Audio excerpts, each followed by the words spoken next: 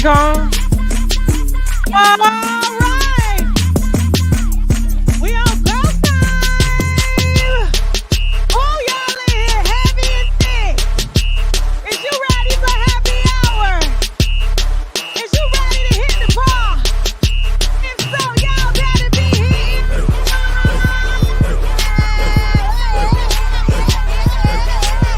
Remember, everything's allegedly. Even my name's allegedly. And yes, I'm wearing this dress again. I probably get about 6 times, 7 times, out of my Lori Harvey knockoff dress. Okay, don't play with me. I ain't got no money around here to be buying clothes every day. Okay, so what I get is free. Okay, free on free. Hey, y'all. Oh, y'all in here heavy. Remember, this is happy hour, okay? We talk about all things happy. You guys are getting off work, or maybe you just been at home all day and the kids are outside and you're, about to make dinner and you want to come over here and you want to get some clarity on life, okay? No YouTube questions, no YouTube consultation questions, none of that, okay? I'm not here for that. I'm here for us. This is no celebrity gossip. No celebrity gossip, okay? This is all about us, okay? So if you guys want to write in and have your question read, just let me know if you want to be anonymous or not, okay? Hit me at unwindwithTashaK@gmail.com, all right? Or if you want to call in, we got a lot of people already backstage waiting, okay? Hit the link. Hit the link in the chat. The moderators is handling the chat, okay? And we'll let you up. First come, first serve. Hope I ain't got no lipstick on my teeth. Okay, all right, good. All right, and so listen, do we have any ads we're running today or we don't do it on Mondays? Okay, so listen, what I'm going to do is start off with the first question. What should I start off with? The first question? Because every time I let them in, they get in here cussing and then my video get demonetized every time. Every time. Okay, hold on, guys. Wait a minute. Oh, shit. Need to put some shoes on. All righty. All right, you guys ready for happy hour? I am. I see y'all backstage. I see you, Marie, with the red lip. I see you, girl. I see you. Okay, so, hey, that first one, drop them off. You know what I'm talking about? Out of here. Out of here. And that's the problem, too. Jasmine, you come over here with that craziness, Jasmine gonna be knocking you out, okay? We don't play those games over here. This is all about us. I don't do no YouTube beef. I don't do none of that stuff. We have a professional digital talk show. I'm a digital talk show host. I ain't even no blogger no more. Y'all better put some respect on my name. Stop playing with me. Stop playing. Okay? Now. Okay? So, I'm going to go ahead and start with the first question. You guys can email me unwindwithTashaK@gmail.com. If you want your question read, we do have some questions from last week that I'm going to address. I ain't even got a title in this video yet. What should we title the video? We gotta figure out what go down during this live, right? So we'll wait till the end of the live to you know what? Oh, I forgot to tell them. Listen, for those of y'all that have been tagging me in Kendra G's video, I'm only saying this, right? Because we don't do celebrity gossip.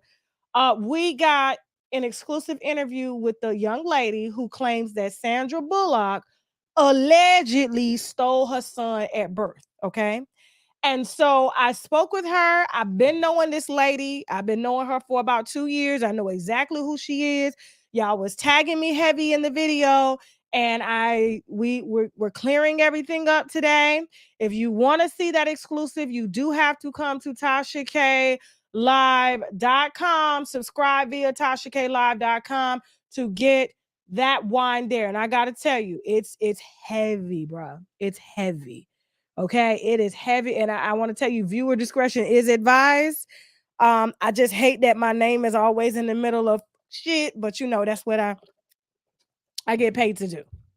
Okay. So let me go ahead and hit these questions. Okay. So everything else will be addressed later. All right. So, keep me anonymous. Should I tell my friend? So I've been dealing with my friend for about 2 years. We haven't had any relations like sex, though, since January this year. During this time, I'm questioning why we haven't. When we did try, he couldn't get it up. I sucked his peen for about 40 minutes, and not once did it get super hard. I assumed he had ED, erectile dysfunction, and it was recently confirmed because of a health issue. I've stayed down and not messed with anyone this whole time. He been mean, and he hates when I bring up the conversation of sex. So I decided to start dating again, and baby, I met an old nasty backwoods country boy. Oh, Lord Jesus. Sound like he from Florida. Long John and Torpedo Tongue. Okay.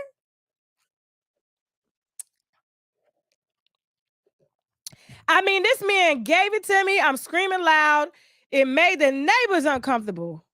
In your house or his house? I gave it up all weekend. It was awesome. Now, should I tell my friend or keep it quiet since the torpedo tongue is fairly new? Are you trying to like, this is interesting. She said, should I tell? So you trying to keep the one you got just in case the other one leave? But you gonna make this man stay around while you get your socks knocked off, while you getting stomped on? Like that's some man. That's why they saying black women are down. You know what I'm saying? Like, why won't you just? First of all, why are you with a man? You shouldn't be no 40 minutes. And if it's soft, you literally just swallowing balls like that. That when it gets soft like that, it's soft like the balls. You know what I'm saying? Like, you're doing too much already. I'm gonna tell you what you need to do since you're not married. He's not your boyfriend. He's just your friend. So I can tell you older because you're calling him my friend. Baby girl, move on. Move where the dick go. You follow the dick. You follow the dick. Everywhere it go. Just follow the dick, bitch. Just go. Okay? That's what we're doing. Lord, she done went to Pound Town. Okay, now another question is before we take, because I'm gonna do 2 questions and then I'm gonna do, what do we do? 3 callers? Okay, so 3 callers, and we do 2 questions that we read on wamatasha@gmail.com, or we do 3 callers. Okay, so y'all hold backstage. I see y'all. R. Harris, you're up. Zay, Juicy J. Okay, Marie Hunt, I see you guys. Everybody else, hold tight. I see you. Okay. Hi Tasha. Hit the fucking wine glass. I have a question. How would you deal with a racist neighbor who left a handwritten note in my mailbox calling my husband a disgusting N-word? Went to the law and they investigated. The case went to the courts here in Flagler County, Florida, and nothing was done because it wasn't enough after she tried to run my husband over and daughter over with her car along with our dogs. She re-victimized our daughter after her being the victim of a crazy crime a few years ago. Okay. I want the best version of me and I don't want to go to jail. I'm sure you can understand. People tell me I spend too much time on it, but how do you get over something like this? I'm trying to work through it. So what you're going to do is you're going to file a police report. Again, you're going to keep filing a police report, and then you're going to sue her, and then you're going to find out where she works. And then you're going to contact the job and let them know what she's doing to you. So the same way she's making your life a living hell, you're going to return the energy. Okay.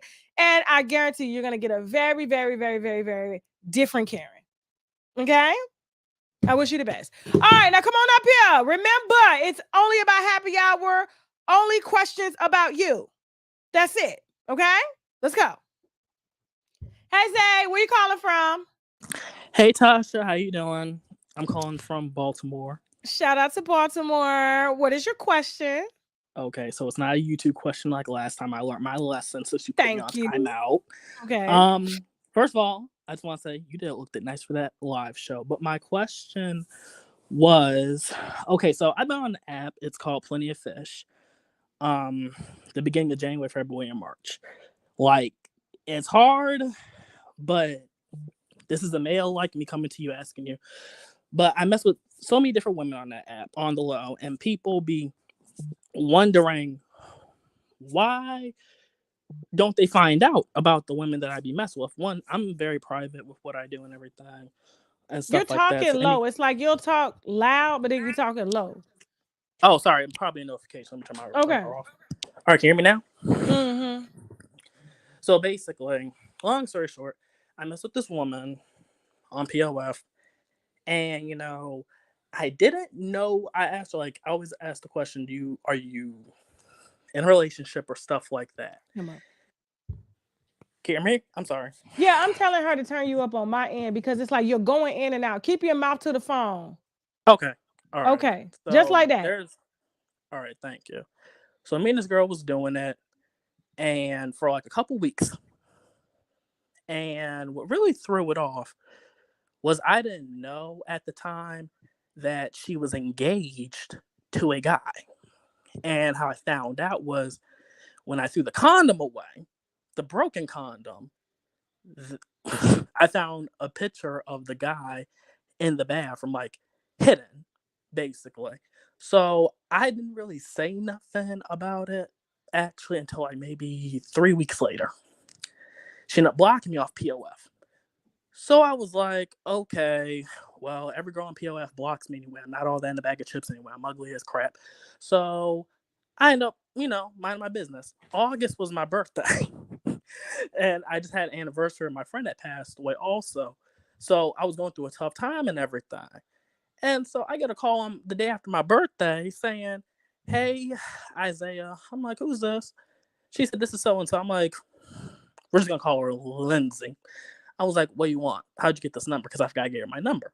She was like, well, I'm pregnant. I'm like, okay, and? And so she was like, it possibly could be your baby, or it could possibly I'm be... glad you cleared that up because I was wondering if you was male or female. Oh, I'm a male. I didn't know if sorry. you were. Yeah. What are you? I'm a boy, Tasha. I didn't know your voice, and then you said the woman was engaged to a guy. So I was like, well, Yeah. why did you specify guy? So I didn't know. Okay, so Oh, my I have to apologies. clear it up.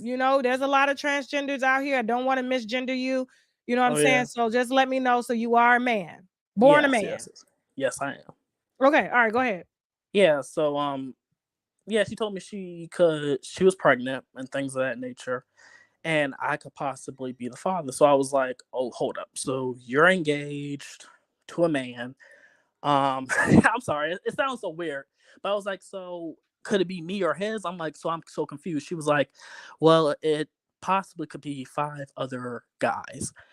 And Well, you safe. What's the problem? The thing about Tasha, I didn't say nothing at the time. The last time we did something, the condom did broke.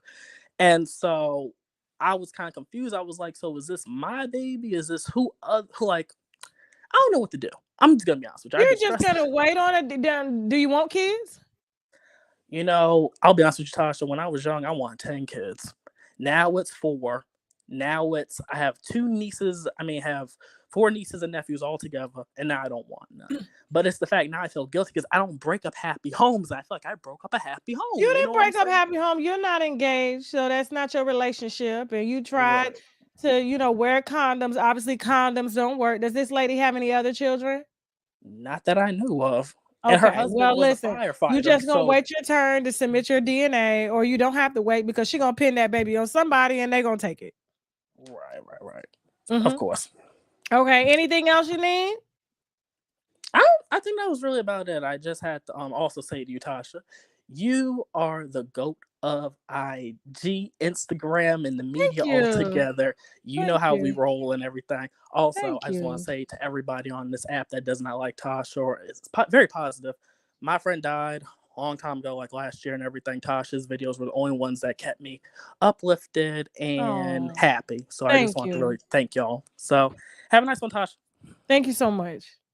I wish you the best. Damn, Jasmine, at least let me say bye. Damn, Jasmine be like, bitch, bye. Damn. All right, remember, this is happy hour, all about us. No YouTube questions. Only things that you want to unwind, whether you want to show your face or not, or whether you want to write in and ask the question, then I'll read it. unwindwithTashaK@gmail.com. And remember, right after the show, we're going to head to TashaKLive.com for some real good celebrity gossip wine, okay? So they said Sandra Bullock out here taking babies at birth and stuff like that from Black women, shutting them down in court and stuff. We got all the deets on that. It's really heavy and much, much more. Okay. So all that coming up right after this show at around like 7:30 on TashaKLive.com. All right, come on up here, Juicy J. Juicy J. Y'all, please have y'all mics on. It's so annoying. Go. Marie, how you doing? Hey, Sasha. Hello. How you doing? Can you hear me? I'm good. Marie, where you calling from? Milwaukee, Wisconsin, the Ill Mill. Okay, shout out to Milwaukee, Wisconsin. Oh, but not Yes. Milwaukee the state. Milwaukee, Wisconsin. Okay, all right. There's 2 states. No. It's not 2 states. Milwaukee is the city. Milwaukee is the city. I thought Milwaukee was a damn state. I was like, wait a minute. No, Tasha, it's the city. Hi, baby. Oh, the kids wanted to say hi. Hey. Oh my gosh. They all look like you. Okay. What's your question? Okay, Tasha, this is my question, right? I've been married for 13 years, right? Okay. But me and my husband has been separated for 5 years. Okay. During the marriage, I never had to pay for any bills, do like car maintenance and things like that. So now that I'm 35, at 30 I left. But just this journey from 30 to 35, I've been having such a hard time just financial freedom, financial, turn that up. Getting my financial stuff in order. And it's like, let me talk to them children in the back. Hold on, let me talk to them. Come here. She said she wants to talk to y'all. Come here. She said, bring your ass here. Right now. Come on. Come on. Yes. Now, if y'all don't let y'all mama talk, I'm going to get switches on y'all. You hear that? That was him. I was drinking water. All right. Respect your Okay, mama. Tasha. Go back. Go So ahead, anyway, like I was saying, I haven't had the luxury of learning financial freedom from no one ever taught me when I was a kid, a teenager, now going to my adulthood. I got married young at 21. So it's hard for me now. And I got 2 jobs that I work, and everybody keep getting down on me like, I'm irresponsible with money. I don't know how to do this and do that. But I keep telling them that I need help with learning financial freedom, and the jobs that I have don't allow me to save right now. I'm a single mother of 6, so my rent $1,200, plus other bills and everything the kids got going on. I just need to know, like, how do I come up out of this? Like, I'm trying to learn how to save, how to, I don't even have a bank account, to be honest, because I just need help, Tasha. Okay. All right. Well, I love your vulnerability. Thank you for being open. We're not here to laugh. No question is a dumb question. I love your kids, and I like where your priorities are at. You know what I'm saying? You working 2 jobs, take care of your children. That house look clean. So it means to tell me, even though you're working 2 jobs and the house clean, you're doing something right. Okay. Thank you. I want to give you that. And so here's the thing. What are you good at? I'm good with working with children and stuff like that. Like, to be honest, I'm not good with money. Yeah, I do. Okay. I do. What type of square footage you got in your house? I don't know the square footage, but I have an upstairs, downstairs, 5-bedroom, a basement, garage. So I don't really know the square footage. We got a daycare, okay? All right. So this is what we gonna do. Yes, ma'am. We got a daycare, and I know you live in a neighborhood, so it seems like you live in a residential neighborhood. Yes. Okay. Yeah, I do. What's the average daycare price for a child? Well, I pay $1,300 for my son every month. Oh, Lord Jesus. Well, the state pay, not me. And that's the good thing about it. That's the great thing about it, okay? So what you're going to do is, I can't give you all the details right now, okay? But what I can do is, you're going to research how to start an in-home daycare in your home, okay? Okay. In your home, you're going to get the proper insurance. You're going to take the courses that you need, even if you got to take 1 course a month, okay? Okay. You set aside some money. You don't have to worry about, getting a bank account right now, although I don't know how you're getting your checks. Your checks should be direct deposited into your bank account. Yeah, it's like a payroll card that I've been having Yeah, for a couple years. We're gonna switch that over to a bank account. So you're gonna go in to your local bank. Do you have any friends that's got bank accounts? I don't have any friends, Tasha. I have no girlfriends. I have no friends. I got Co-workers? sisters. Co-workers? Huh? Co-workers? No. Okay. So, all right. So, yeah, I will need you to email me, right? So, I'm gonna give you some links. I will personally do that Okay. myself, and you're going to learn how to start an in-home daycare. And all you got to do is put up flyers around your neighborhood, and you start with the kids in your neighborhood, and then you're gonna get certified by the state, so that you can take that $1,300 voucher that you get, and you can charge other people in your neighborhood on the state vouchers. Okay. When I tell you, you can make some bread, you can make some bread, but I don't want you to start it until you get licensed, because if anything, Lord forbid, happens to somebody's child, you can't replace the child. You understand what I'm saying? So it's not like you selling snacks and cookies out your house, and somebody choke on a cookie. That's their own thing. But since you love children, you have kids. Yes, I think an in-home daycare will be great for you to do. It will be very, very lucrative. And it will have you home with your children, okay? And other people's children. Yes. Okay? Yes, ma'am. All right, and it look like you can cook too. You can cook? Yes, ma'am. All right, so I you're can gonna be required to cook breakfast and lunch for them kids. You know what I'm saying? Okay. But you start out in the beginning having they parents bring them their lunch, but since you got 6 kids and you gotta cook, you might as well just make enough for your 10, 15 children. Right. You know, you get $200, $300 a week for each child. You do the math, baby. Okay, and if you bring in other teachers, you can take more money. Okay. Okay. Yeah. All right, yes, ma'am. All right. So email me. Thank you, Tasha. unwildmatasha@gmail.com, and I'm gonna give you the deets on it, and you're gonna start that, even if it takes you a year to open. Be patient, put a little money to the side, but first get that money direct deposited into a bank account. I highly recommend Bank of America. I love Bank of America. They'll let you do overdraft fees and won't charge you crazy and forgive you every time. But I don't want you overdrafted, but you need a bank account, especially if you're gonna be taking state vouchers and collecting the checks and stuff like that. Okay. Yes, ma'am. Yes, ma'am. All right. Okay. All right. Thank you, Tasha. Right. Bye, Tasha. All right, y'all. Hey, put the camera back on now. Come here. Come here, y'all. She said, come here. Come here. Come here. All right. Y'all be nice to y'all mama, okay? Okay. Don't run her crazy. It's just her and it's y'all. And y'all got to help take care of each other so it's easier for your mama, okay? Who the oldest? Okay. Who the oldest? Who the oldest? Me. Malachi. His name Malachi. I can't see him. There we go. Oh, okay. Malachi, take care of them, okay? Okay. And you stay out the street. You stay out the street. Say yes, ma'am. Yes, ma'am. All right, bye. Bye, Tasha. Thank you. We love you. Love you too. That's what it's all about. I love that. Okay. Yeah, she got good credit because she ain't got no credit. I love that. She got good credit because she ain't got no credit. Come on up here. Is it Catalea? Catalea?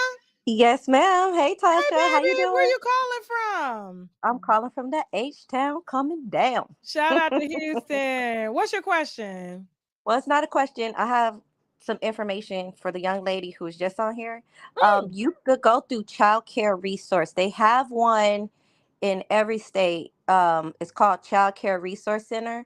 My mother did this. She was on welfare, single mom, and everything. They actually will help you get licensed. They walk you through the whole process. They give you all the tools you need to take the test, and they pretty much walk you through it. If you are low income, you just go through Child Care Resource Center, and they will help you. So I just wanted to give her that information. Okay. 2 or 3. Hold on for a second. Don't go nowhere, Catalea. Marie, turn your mic back on. I can't hear you. Can you hear me? Yes. Okay. So Catalina, just make that short and quick, real quick for her again. So Marie, they have a child care resource center in every state, and it's a government funded state, and they actually are a place that helps people get daycare for their families. But what they also do is help you become a licensed provider. So they basically Okay. will help you get the certificate. They'll help you with the testing. They'll help you with everything. My mother did it. My mother was a low income mom. She didn't make that much money, and they helped her with the whole Okay. process. So I just wanted to give you that information. Okay. Thank you so much. I'll make And sure I look into it with my Huh? No, I was gonna tell Catalina to email me on mamatashak@gmail.com that link so I can pass it to you. And you Yeah. email me too, Marie, on Okay. Okay. mamatashak@gmail.com, and I'll link y'all so you can go ahead and start it through that way. Because if they will help you to do that, it's easier. Yeah, they will. Okay. They'll help you. All Yes, right. Thank ma'am. you, Mama. Bye, Marie. All right, Catalina, any other questions? That's all you wanted to come up here and do was show out like that child. I love it. No, my other thing I wanted to tell people, because I know it's a lot of people out here that's like Marie. 2 years ago I moved to Houston, no family, nobody, and just getting it out the mud. I went through domestic violence situation, a SA situation, all living here. And at one point in time, I didn't know what I was gonna do. I didn't have nowhere to stay. I didn't have a car. I didn't have a job. So I just want to tell people, like, I finally just now got a career. I got my own place, and God is so good. So I just wanted to be of encouragement to somebody. Like, if you are out there going through something, if you think that, you're not going to make it, stay positive and just love on yourself and just don't worry about anybody else, because if you just stay positive and stay focused, it will all work out for you. Like, all praises to the Most High. Like, I just got this career. I didn't know what I was going to do, Tasha. So I just wanted to come on here and motivate somebody, I love it. I love it. And thank you so much for sharing that. And I appreciate you because, we are a community here, the winos, the way we, unite and help one another. The winos be coming to the live shows single. They lead with a whole group of women. You know what I'm saying? Right. I love Right. it. So just thank you so much. And anytime you have anything that you want to push up here, just please hit the link and let us know, okay? All right. Thank you, Tasha. Take I care. love you and congratulations. Thank you. That's dope, girl. That's fucking dope. Yes. Man. Thank you. All right. Take care, Tasha. Okay. All right. Remember, if you want your questions read, email me. Oh, Lord, I need a massage. Okay. That's why I keep going like this. It's my shoulders. Okay. If you want a massage, shut up, Slim. I do need a massage. I need Luis. His name is Luis. You know what I'm saying? He put his hands, he be like, I'll be like, damn. All right, if you want your question read, please hit us at onwildmatashk@gmail.com and getting all your questions, or hit the link and come in. Okay, so we got one more, right? Because we only did two. Let's just do one more. Mira, how you doing? Hey, Tasha. Hey, where you calling from? I'm calling from Chicago. What's going on in Chicago? What's your question? Okay, so this kind of gonna have like a darker topic or whatever, but my baby dad just passed away 2 weeks ago. I'm sorry. I'm so sorry. Like, this year's been real hard on me, Tasha, and I'm a little emotional because of the last lady, because what she said is some real shit, because like I'm in a real dark space in my life right now. Like, I'm a single mother. I got a 3-year-old daughter. I recently lost my house. I've been staying with my mom. Your mom don't have the best relationship, but and the reason why I'm back with my mom now is because my dude just went back to jail. I've been staying with him for the last 2 years, but he went back to jail, so he's locked up, and I had to move out of Tennessee or whatever. Long story short, yeah, I've been out here with my mom, with my baby, and I just got news of my baby dad passing. See, like, the thing about me and my baby dad, we wasn't on good terms, but we was cordial. Like, so wait a minute. So is he in jail? So you were living with your boyfriend that's in jail? Yeah. But then your child's father just passed? Yeah. Okay. So my baby father, he's like, I met him when I was 17 and he was like turning 30. So he's like really one of those controlling type guys, which made me run away from him. Like, I ran away from him. I left the state to get away from him.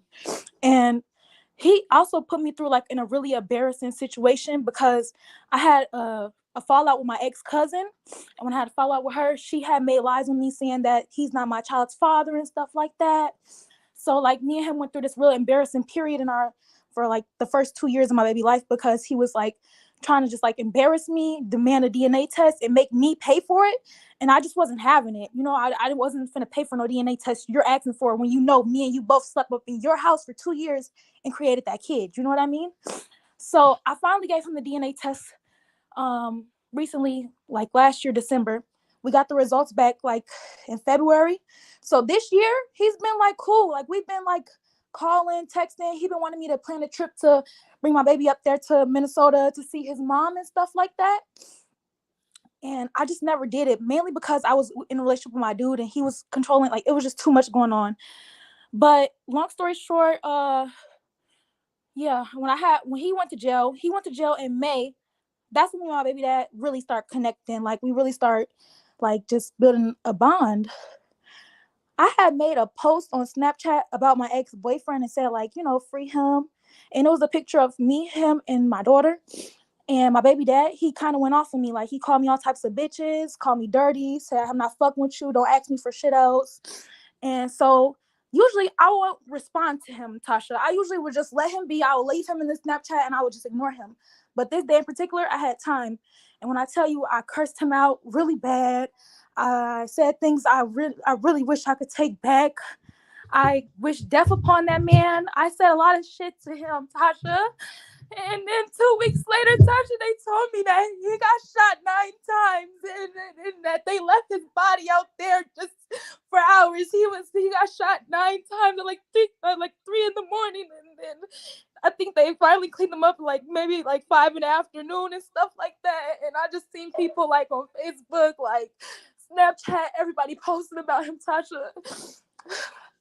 And then, well, today is his funeral, and I could not bring myself to go, Tasha. Like, I know what type of person he was and what type of crowd he hung around. He hung around real fake, phony people, and he was the type to like want to shine and be like just like in everybody's face. You know what I mean? He was the type to boast. He was that type, and I could not bring myself to that funeral. But I'm tore up, Tasha. Like, I don't even know what's really going on because I feel like I'm out here by myself. I feel like I don't know. Like, I just don't know no more. I don't know. Okay. Take 10 deep breaths real quick. Like really deep breaths. Because you got to calm yourself down. And thank you for being vulnerable. Thank you for having the courage to call in. That's what this is for. Okay? Just take 10 deep breaths. You're gonna rest and stabilize your central nervous system, okay? Okay. All right. How old are you? I'm 22. Wow. And you were 17 when you met him and he was 30. Yes. And he probably was already in the streets. Yes. You do realize like it was a crime for him to date you, right? Yeah.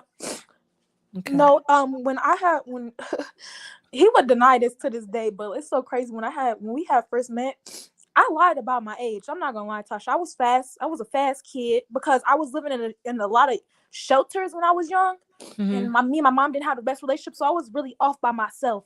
And I had relied on men to like put me in better positions, you know, like men like the young girls. So I used to use men to keep me clean, keep my hair done, keep my shoes on my feet, you know. Yeah, but you didn't know that they were using you too. But yeah.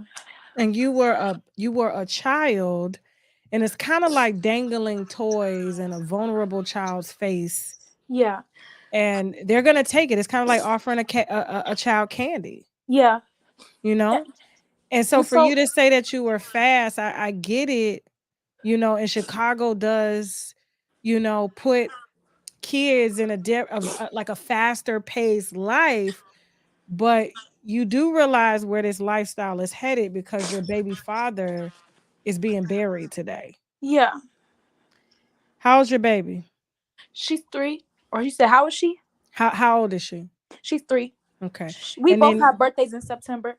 Okay. That's spiritual right there. Okay. Because I think Yeah, the reason y'all were born in the same month is because we get a chance to get it right, you know, and Yeah. everything that you didn't get or wasn't taught, you get a chance to teach your daughter that. Now, the problem is you're 22, and from the age, I want to say like 15 to about 25, women don't wake up, and this is the most vulnerable time for you.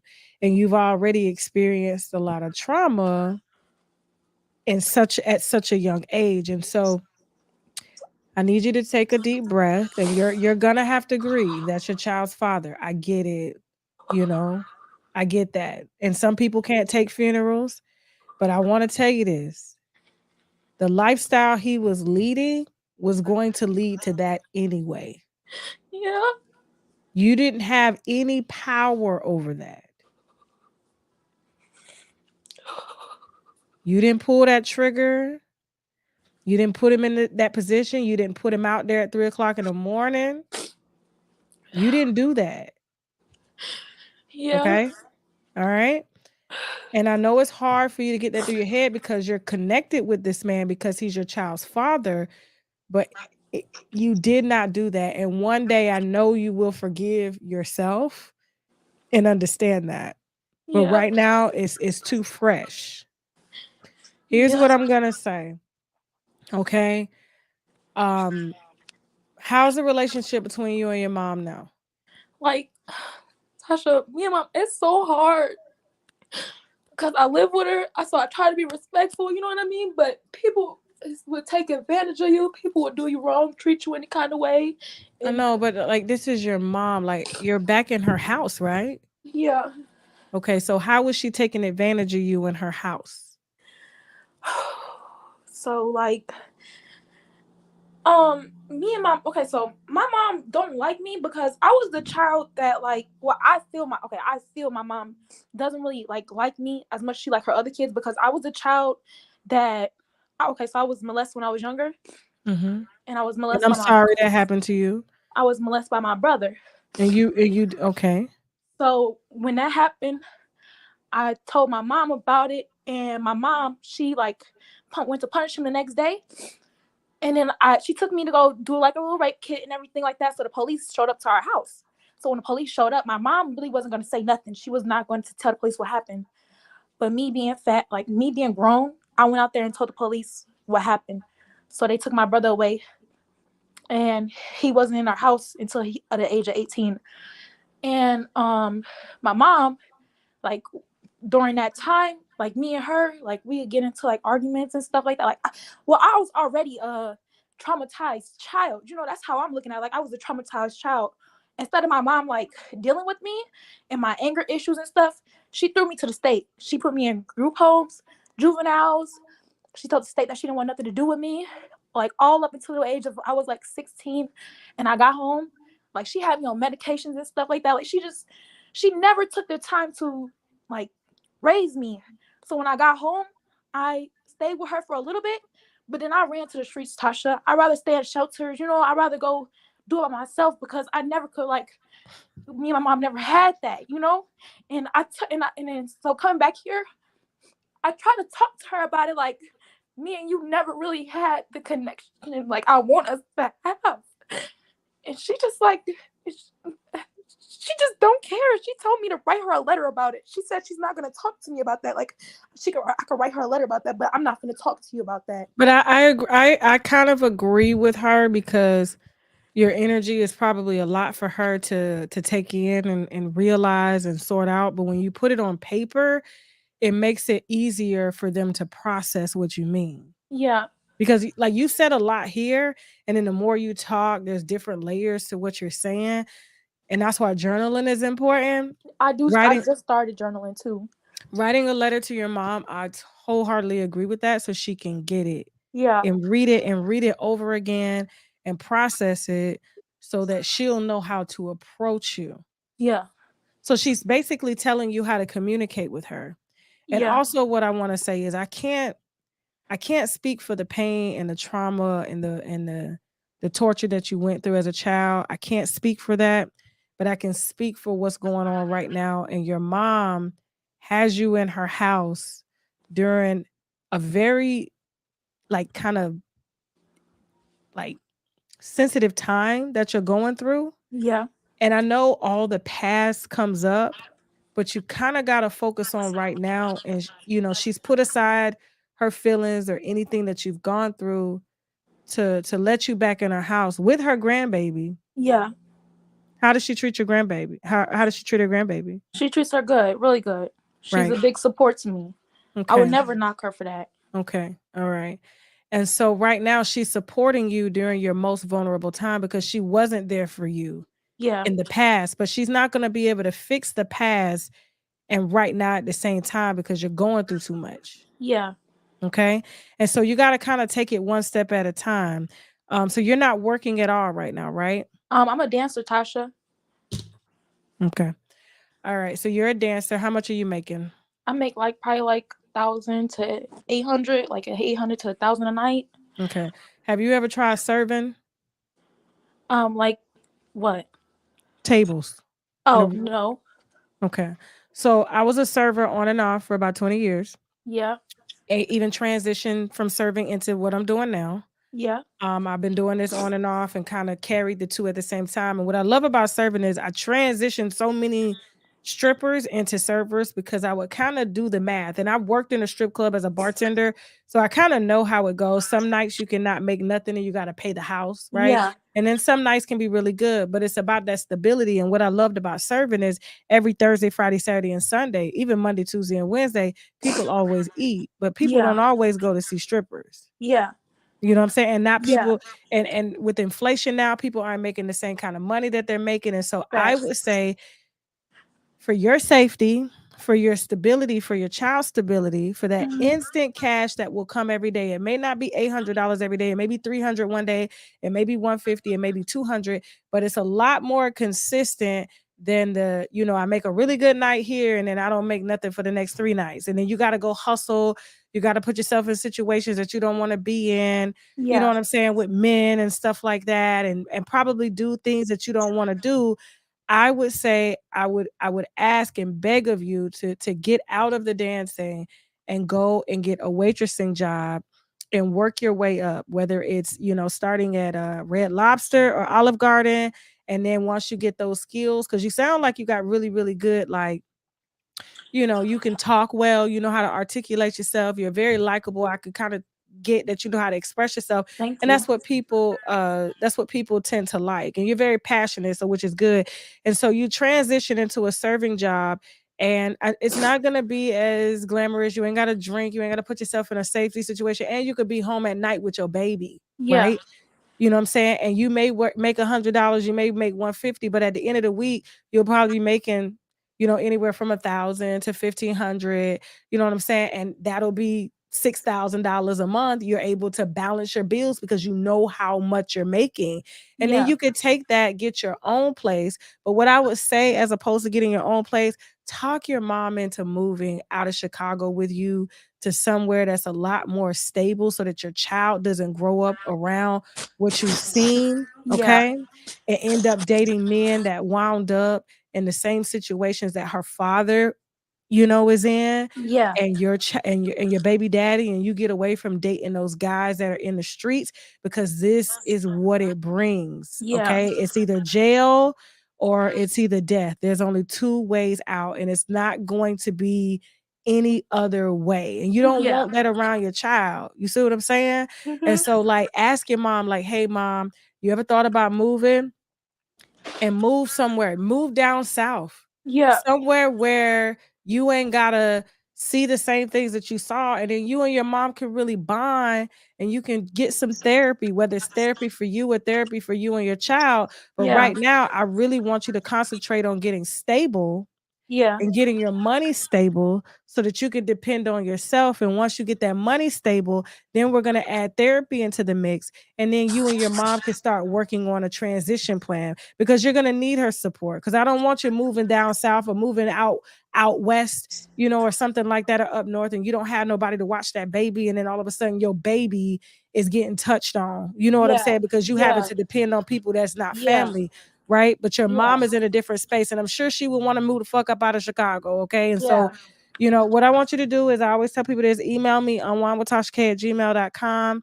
and we can start the conversation there. But I Okay. really want you to transition out of that dancing. Okay. You're going to have to go through grieving. I know right now you can't afford a therapist. Yeah.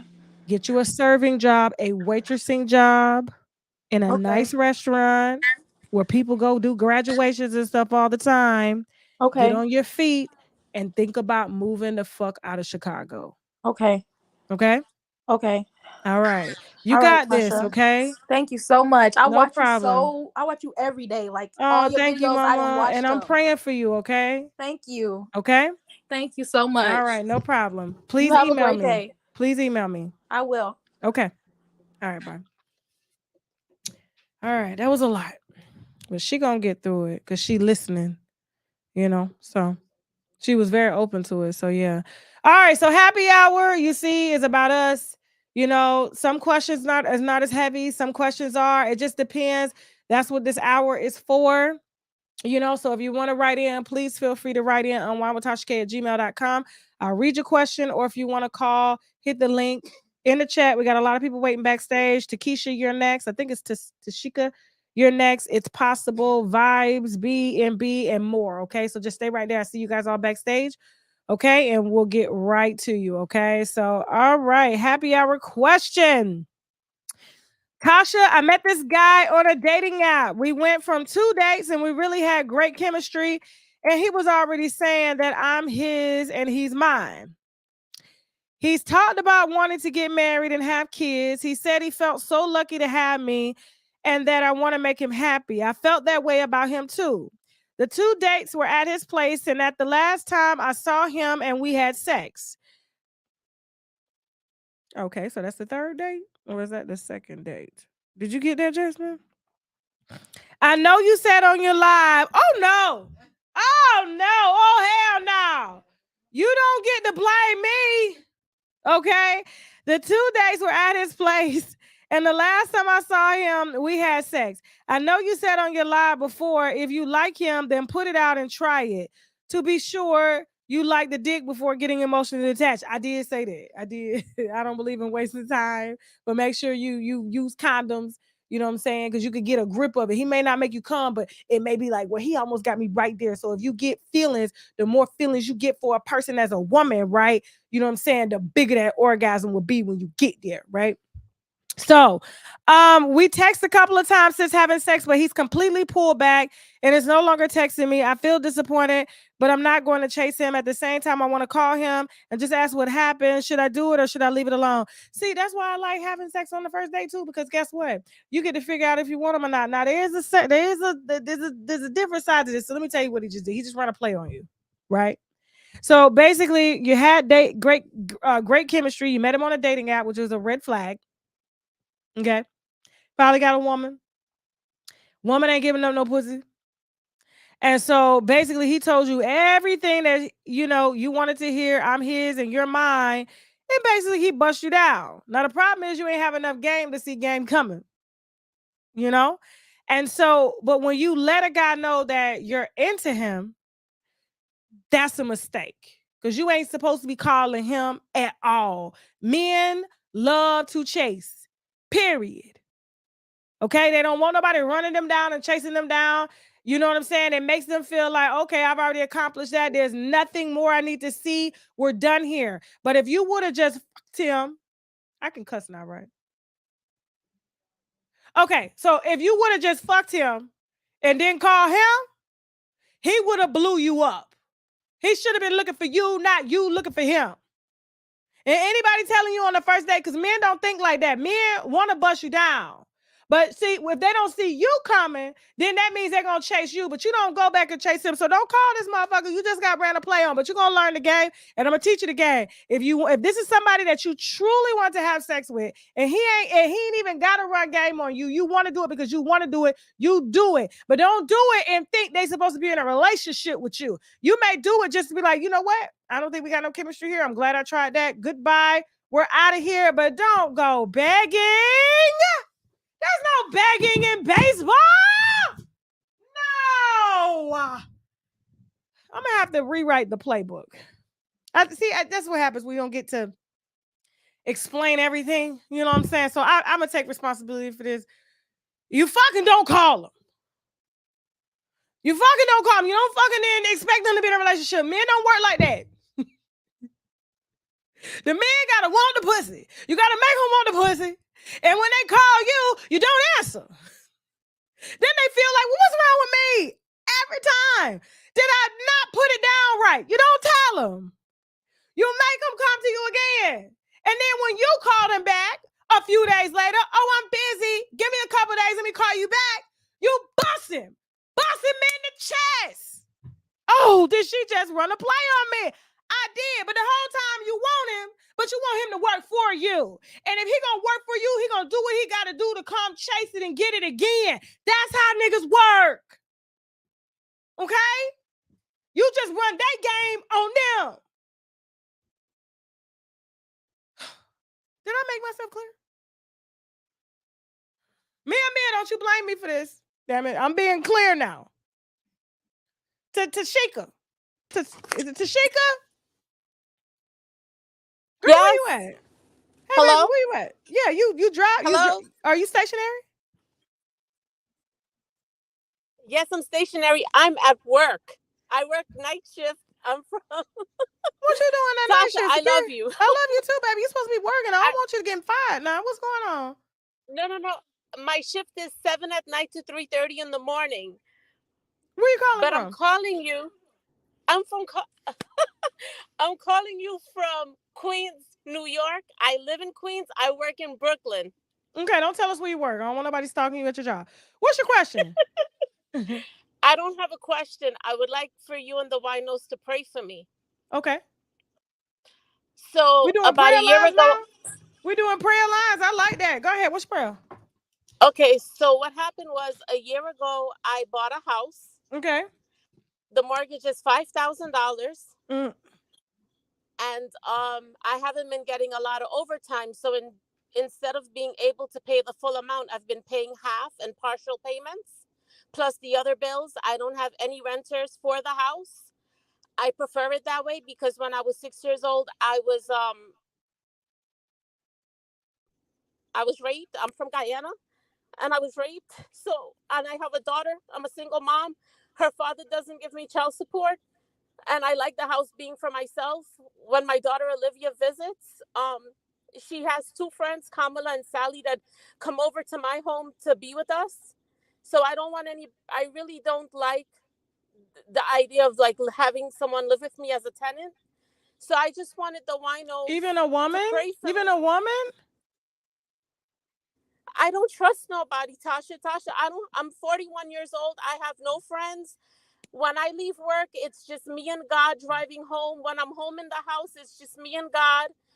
There was someone that I was talking to, but about 3 or 4 months ago, he got into a situation and I haven't heard from him. And I don't have any friends. My mom and I have. Well, wait a minute. Hold on. Whoa. So you're dating, right? Now I know we're gonna pray for you, but I gotta keep it real with you right now. So you're dating men? No, I was dating one guy. I hadn't dated. The last person I was with was Olivia's dad back in November of 2010. And when that relationship ended, I didn't date anybody else. I went through depression because he was 20 years older than me. He was born in 61. I was born in 81. And he left me. I found out he was cheating on me when Olivia was 3.5, and I broke up with him. Like I said, I'm from Guyana. I saw my mom and dad married for 41 years. They went through everything together. Where are they? My dad passed away in 2019, and my mom a year ago just moved to Rochester, New York to live with my sister. Okay. So go ahead. So I hadn't dated anybody, and here at my job, I had bumped into somebody, and they mentioned that they had liked me for a long time, and we started talking, but this was in June of 2021.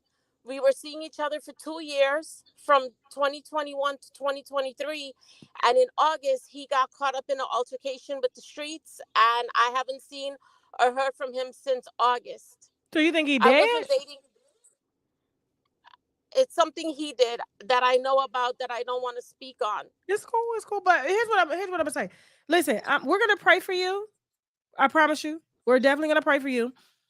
But you're gonna have to set your emotions aside, because you don't want the people to come take your house, because they will do that, making them partial payments. You know that, right? I know. Okay. I know. And But I'm so not.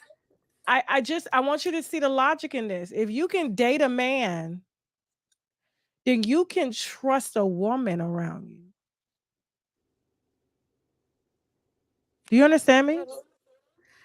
I do, but there's so many people out there that are so, I don't know, like they come in, they show you a good face, and then with time they start to show you who they really are.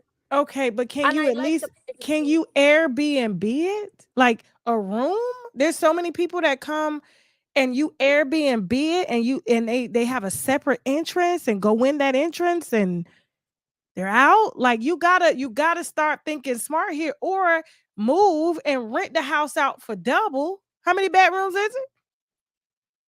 It's a full one family house, fully finished attic, 3 bedrooms and a full bath on the second floor. So rent for that Living go room, in New dining room. York for around $8,000. That's $8,000. So that's $3,000 left over. So could you rent your house out, use it as an investment property, and go move somewhere cheaper in the same neighborhood? If not, they're going to come take your house, and all that money that you made building that equity and everything is gone. You got to put aside your feelings and things that happened to you when you were younger.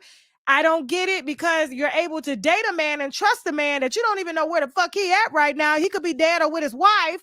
You don't know nothing, but you don't want to trust a woman. I got to be honest with you. This is not making sense. And prayer not going to work unless you are receptive to the knowledge. The only thing that fixes problems is knowledge. The only thing that fixes depression is knowledge, which gives you solutions. Do you understand what I'm saying? And then you working from 7 to 3 at night. Who with your baby? She is 16 years old. She's living with her dad and her stepmom Denise. And I leave work around 5:30 in the morning. We have a gym. I come and I work out and I pray and stuff. Okay, so she old enough to stay home by herself, which is great. So which means you don't need all that space, because if she's living with your husband, her daddy, and the stepmom, you can downsize and get you a little $2,000 apartment. And then you ain't got to be working at night like that. You can find you a daytime gig in New York. Well, right now I just did the I just got my A license through the company. A license, what's that? The CDLA for the tractor trailer. And I got a promotion. I went from making $28 to making $41. Okay, so you're gonna be on the road? Probably, yeah. So rent your house out. You don't need it. God answered your questions right there. Rent your house out. Find you a property manager to put that house up for rent. Keep that house, because I wouldn't sell shit in New York, because one day, how much is the house worth now? I purchased it for $749 and I put $82,000 down on it. So that means if you sit on that motherfucker in 10 years, it's probably gonna be worth like $1.52 million. I don't know. You're not selling that motherfucker. No. You're not selling that motherfucker. That's your financial freedom. That's your retirement. So what you're going to do is you're going to wake up. Yeah. Okay. You're going to stop crying. Okay. Your prayers have been answered. Tosh K is here. And you're going to go find you a property management company, and you're going to rent out that house. Matter of fact, what you're going to do is you're going to rent out the attic by itself, put a little kitchenette in there, and then you're going to rent out the house. Or you can make it into a rooming house, which will give you quadruple the income. How many bedrooms in the house? I told you 3, the fully finished attic. And so that means you can rent all the rooms, and the whole property management will have to manage it anyway, because you on the road living out the truck. And save one room for you. Or get you a cheaper apartment. Girl, you're sitting on a gold mine. What is you crying for? I just wanted you guys to pray for me so that I could see my way with the mortgage. We're going to do that, but the mortgage is covered. You can have that house rented out next month. It's New York. Okay. I know. Okay? I know. So that's what we're going to do, right? Yes.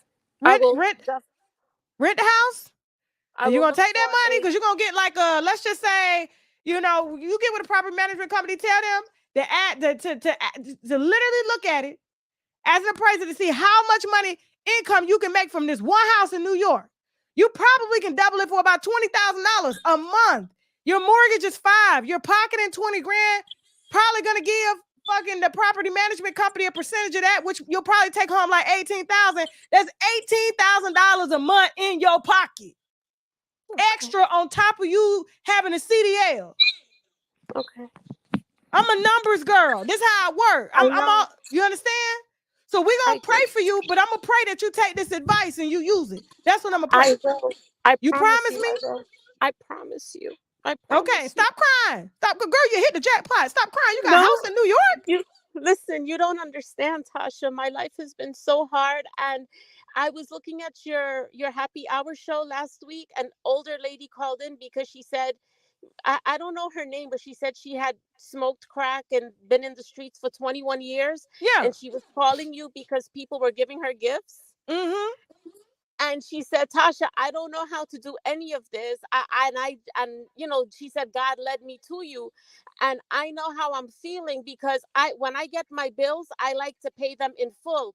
Like my water bill is $113, I pay $120. My light bill is $54, I pay $60. Like I like to pay. You don't get them people them crackers no extra money. You get them $54. No, But you got a baby that's going to college here soon. No, hell no. If it's But 113, you give them 113. That's it. You don't give away money. Nah. Listen to me. I'm a numbers person. And New York gonna tax you, so you need to tax them. Let me tell you something. We are going to pray that you take this advice, you rewind it back, you listen to it. You rewind this show back, you listen to it, and you're gonna contact what type of company are you gonna contact? A managing agency. A property management company. Property management company. And then you're gonna verify their reviews. You're gonna get on Google, make sure they got good reviews. Matter of fact, I know a property management company. Should I use them? What's your email me? unwindwithTashaK@gmail.com, okay? Okay. I'm not playing with you.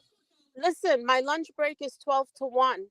And that's when I usually look at your shows when I'm on lunch and I laugh or I cry and I go through my emotions. So when we get off, I'm heading into work, but around 12 midnight, I'm gonna email you and give you all my information. Okay, don't give me everything. I just need an email to say, hey, this is a lady in New York or whatever. I need the property management company. I'm gonna shoot you a link, and then you're gonna get your ass on the road and you're gonna let them take care of your house. You're moving the fuck out and you're gonna collect the check. Do you understand what I'm saying? You see how God works? You see how fast he gonna pass the plate? Your mortgage gonna be caught up in everything. Do you understand me?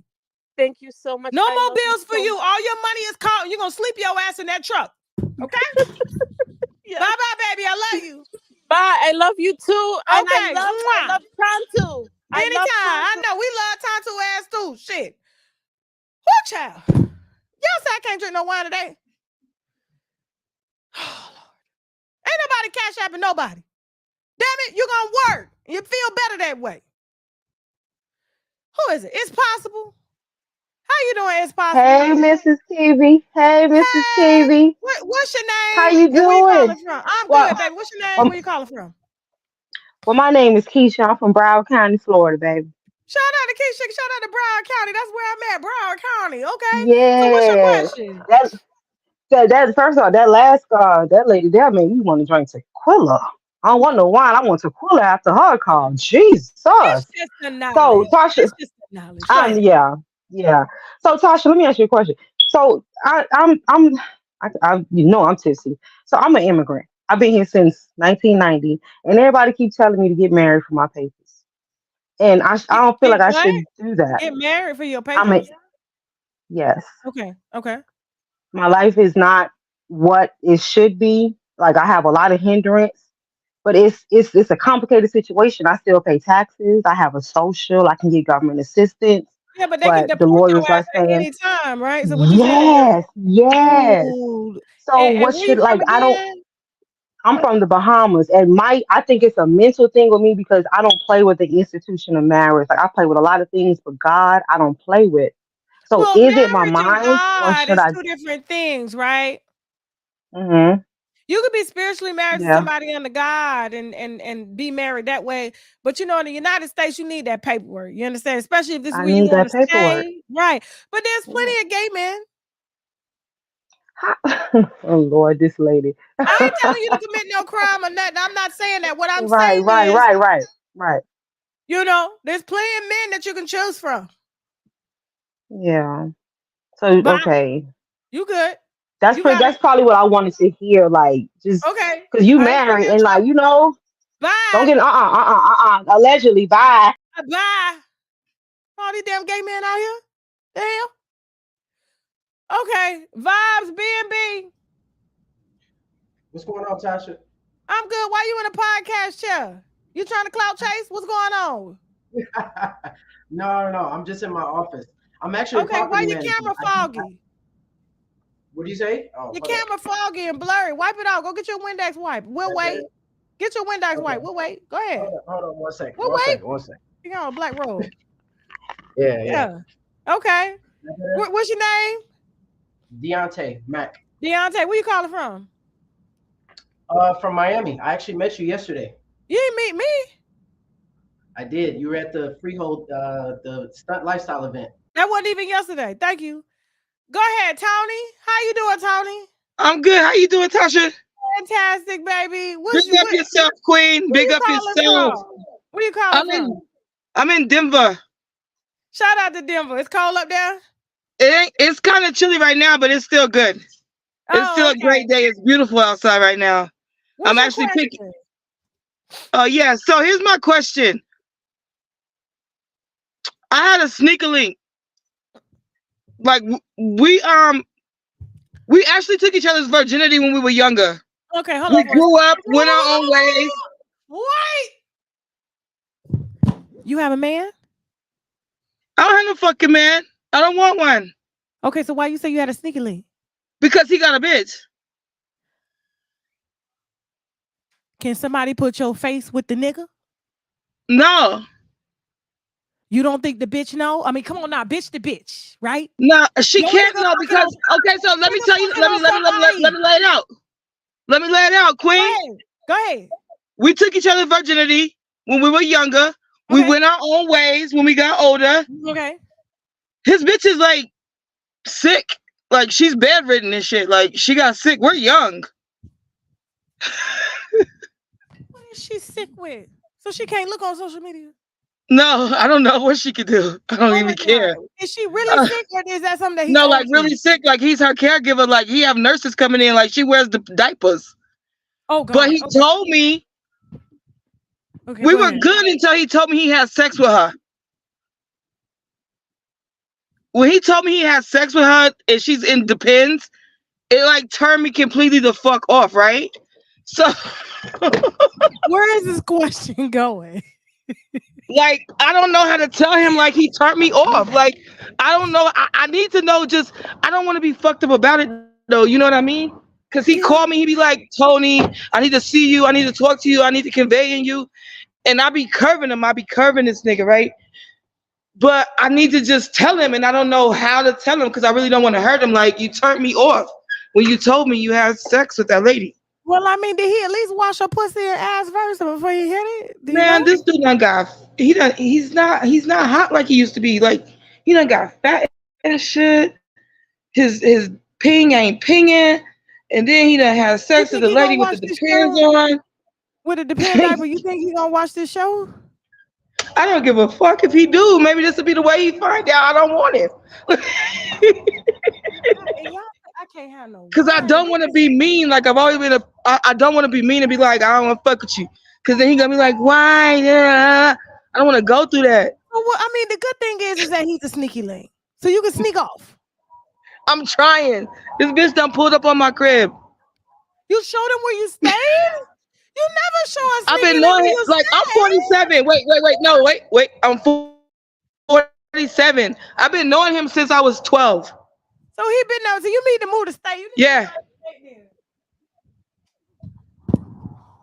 So I reconnected with him like 7 years ago. But he recently told me that he slept with this lady.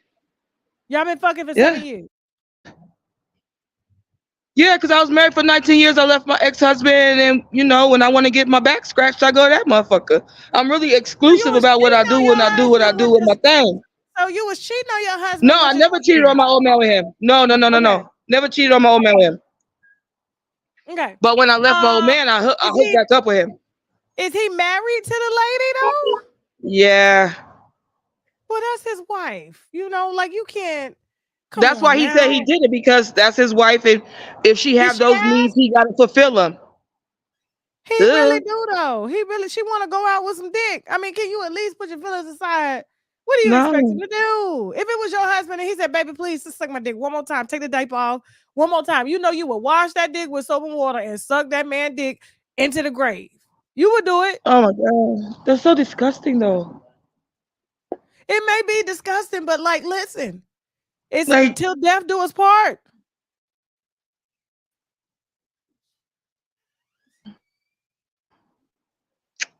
I just need to know. Like, I What? hope What you need to he know? does watch this show. If you do watch this show, then you know who you are. I don't want to be your star no more.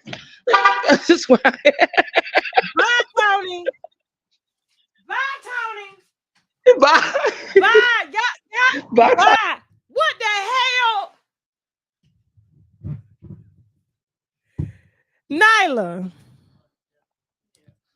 Nyla, where you calling from? Oh my God. I can't believe you actually called on me. I was just emailing you. Oh my God. What's going on? Tony, your ass is hell. Oh my goodness. What's going on? Okay, Nyla, Ray. what's your question, baby? Please don't do me Okay. like that. Jay been doing me all So night. I'm gonna try to make this short. Okay.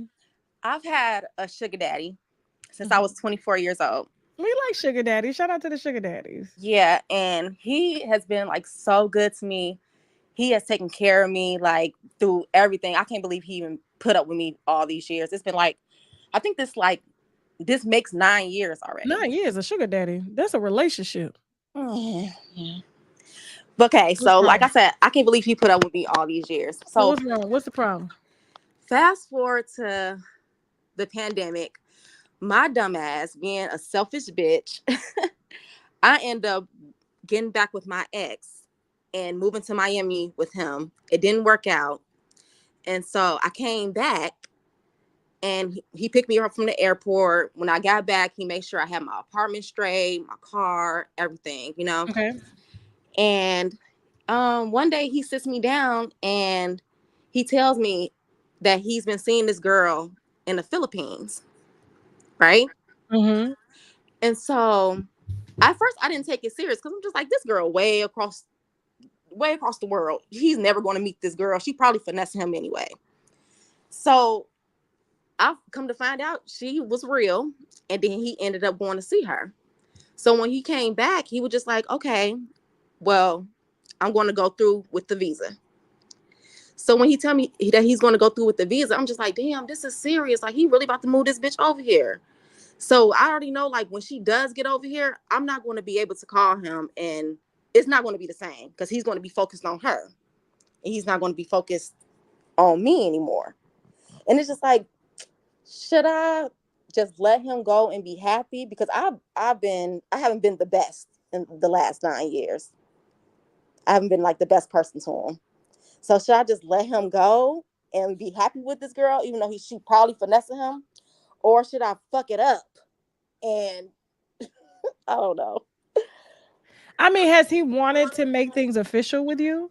He always wants to make things official with me. I've just been a selfish bitch for real. Well, I mean, baby, you kind of did it to yourself. I know. So even if you fucked it up, it's not gonna work because he's been trying to make it work with you for 9 years, and you still calling him a sugar daddy even on the show. So you used him, abused him, emotionally scarred him, and now you mad that he's happy? Is he happy? That ain't for you to find out. Men do what they're supposed to do. They protect and provide. He was doing that for 9 years, and you played him like the trick he was. But now somebody done saw his worth, and now all of a sudden you see the worth because it's gone. So But you I was younger then. I'm older now. No. 9 years, girl. I mean, he's still You here. miss that. Let's just be honest. You miss that motherfucking money, don't you? You don't even miss a dick. I don't miss the money because it's still here. Like, he's still taking care of me now. But I just know when she gets here, he's going to have to focus on her and her family. Exactly. So he's not going to be able to give you as much as you were getting. So basically, he's phasing you out. So you think I should let it go? Oh, he gone. But he's still here. He gone. If she coming, I still got a key to his house and it everything. doesn't Like, matter. If she coming, you gone. but the visa ain't went through yet, Tasha. Doesn't matter. It's Dang, matters of the please don't heart. tell me the truth. It's matters of the heart, honey. You fucked that up, and he's not gonna be able to trust you. All of a sudden, now you see somebody else in the picture. Is when you want him. He ain't gonna fuck with you like that. And yeah, you may still have a key to his house. You may have all those things because he was trying to let you know that's where he wanted to be, and he wanted you to be there, but you just didn't want that. You wanted the money. So he gave you the money, probably still giving you the money, but he gonna get what he need emotionally from this other woman. Oh my God. I How mean, old are like, you now? I'm 33 now. Yeah, now you're ready for marriage and kids. Yeah. You have to find somebody else to do that with. Oh man. Okay. And you love them, don't you? Yeah, I love him. Oh, well, you fucked that up. Now you know what love is, and you know what to look for in a man, and you know But how I to don't want to recognize start. the I don't want to signs start because back dating and he laid stuff. out the blueprint of what a man, you know, when he loves you, what he's supposed to do, and he Now I'm gave gonna have you. to start back dating and stuff, and Yeah, yeah. and I'm already spoiled. It's just like, Well, ugh. is he white? He sound white. Yeah, he's white, Tasha. Exactly. You done fucked up the thing. You done saw that interview with that white man with Naja on TashaKLive.com, and then you saw how he was spoiling her and flying her everywhere, and she the wife now. So now you want to do that too, girl. Just go find you I'm another ready cracker. now. Yeah, just go find you another cracker with some good credit. They out there and they love black women. Okay, you fumbled the All right. bag. All right, girl. All right, bye. Thanks. The hell, DC. DC, who you talking to? DC. Hello.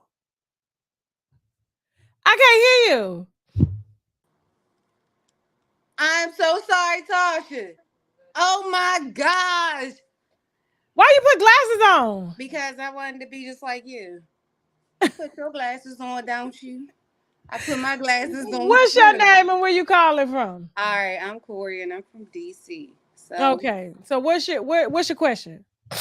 my question is, should I be friends with this person? And I kept it very sensual, PG-13 or not. So this chick, she's a friend. She's a You friend eat of a, pussy. You eat pussy. no. I'm strictly, we ain't even going, you know what I'm saying. Just Okay. like All you. right. Go ahead. All What's right. your question? So she and I, we went out. We Mm-hmm. go out. This is like the second or the third time that we've been out. Um, we go over somebody's house, and there were two gentlemen. It was her and I, and there were two gentlemen. What you been So sipping on? What you drinking? of I knew it. course, The you winos, boy. well, The you know, winos. this is Motherfucking mosquitoes winos. and Go ahead, girl. cranberry, Get it but out. Go you ahead, know girl. what Get I'm it out. doing. All right, Motherfucking so winos. Go ahead. her and I, we having a good time. Everybody's having a good time. We in this guy's house after a party. We go to their house. So she goes upstairs, and all we hear is on the floor. Sounds like a good Okay. time. Okay. Yeah. I Sounds mean, like a really good it time. What's she ain't doing? Her, my but she good time, grown. What's going on? but so we're she has a guy, this, that, and the other, and so of course I'm not going to say anything. This is my good friend, so I'm not going to say anything. I haven't said anything to anyone. That's why I got my glasses on, because I ain't said nothing to nobody. But then I have a catering business, so I asked her if she can come and help me, and um the day that comes, I call her She answered the phone. It's like 10 o'clock in the morning. She answered the phone. Mhm. I say, such and such, this is the address. You're going to be there, this, that, and the other. She says, okay. I get to the pop-up. She ain't there. She what? never came. She ain't there. Okay. She never came. Okay. Okay. She's called me 3 times. This happened in March of this year. She's called me 3 times since then, sporadically. And I really love, and I'm very passionate about this person because other things have happened where I've forgiven you, but something like this, especially when it comes to my business, you ain't show up. Okay. So what's your question? Come on, babe. Come on, baby. Should I become friends? Should I still talk to her? How long y'all been friends? Since like March of this year. And since March. Yeah. Y'all been friends? Well, no, not since March of this year. We've been friends over 25 plus years. So she got a boyfriend now. Yeah. And she missing your event. She didn't come to my event to help me cater to the event. Like so you're jealous. You're jealous. No. You're jealous. How am I jealous, Tasha? Because she's not showing up for her like she used to. She didn't show up to help me serve. I was paying her to serve. Oh, then she need to give you money. I did all the cooking. I did everything. Okay, so she didn't show up for a job. It had nothing to do with the friendship. So did you pay her? She didn't come. Okay, so good. You never work with her again and never mix friends with your business. Well, ever. It's been 25 plus years. It don't matter. Your friendship is more valuable than money. I understood. Okay. And this is why and you gotta keep that separate because now you're mixing the friendship with over one thing that she did not do that you depended on her for, and you're mixing the two. So is she always been a good employee to people? Is she the type of friend that job hops? She's always been a good friend. No, she doesn't really job hop, but she's always been a good friend. Okay, so she always been a good friend. She's just a bad business partner. Employee. Girl, forget that, lady. That's your friend. You know, if you was in a club and something happened, that bitch would be throwing balls with you. You can't fight. It don't matter. She'll still help. But don't do like that. That's too much. Come on now. You sure? I'm positive. And she gonna cuss your ass out for coming on here doing that interview about her. I care. You know we don't care up here. Like you don't care. We don't care up here. Bye, DC. Call your friend. All right, Tasha. My daughter heard you too from the damn shower and ran in here. She right here. What she say? Call your friend, didn't she? Come over here. No, because I ain't even camera ready, child. I'm not. What'd you tell your mama? You should not mix friends with business. She know better. Right. So this was your fault. And she probably didn't even take you serious because you her friend. But she know how I run business. Like I run a tight schedule. Like this is the military around here. You understand? Okay, but you her friend. So she was like, I could be late or not show up. She ain't gonna do shit. So that's all. Just don't use her ass no more. I ain't gonna do nothing because I got business to run. I ain't trying to go to jail. Exactly.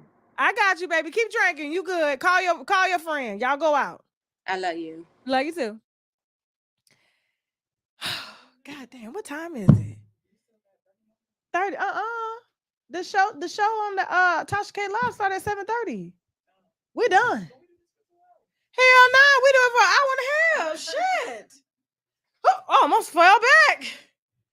Okay, we're gonna answer these few little questions and we're gonna head over to TashaKLive.com for our Sandra Bullock Stealing Black Babies exclusive. Okay. Y'all better be ready for this wine because it's crazy. All right. I've known about it for a year and a half. Kendra G got everybody tagging me. So we're going to put it out. This is what I do. Okay. Y'all ask, I'm going to deliver. And I don't want to hear no shit. Okay. Jasmine, you heard the shit, right? I don't want to hear no shit. Y'all talking about old Tasha. I didn't bring this story to the forefront. I wasn't the person. All I'm doing is following up on a story that I had for 2 years. But y'all have forced my hand. And now I got to look like the bad guy. Chun-Li up in this motherfucker. Mimi.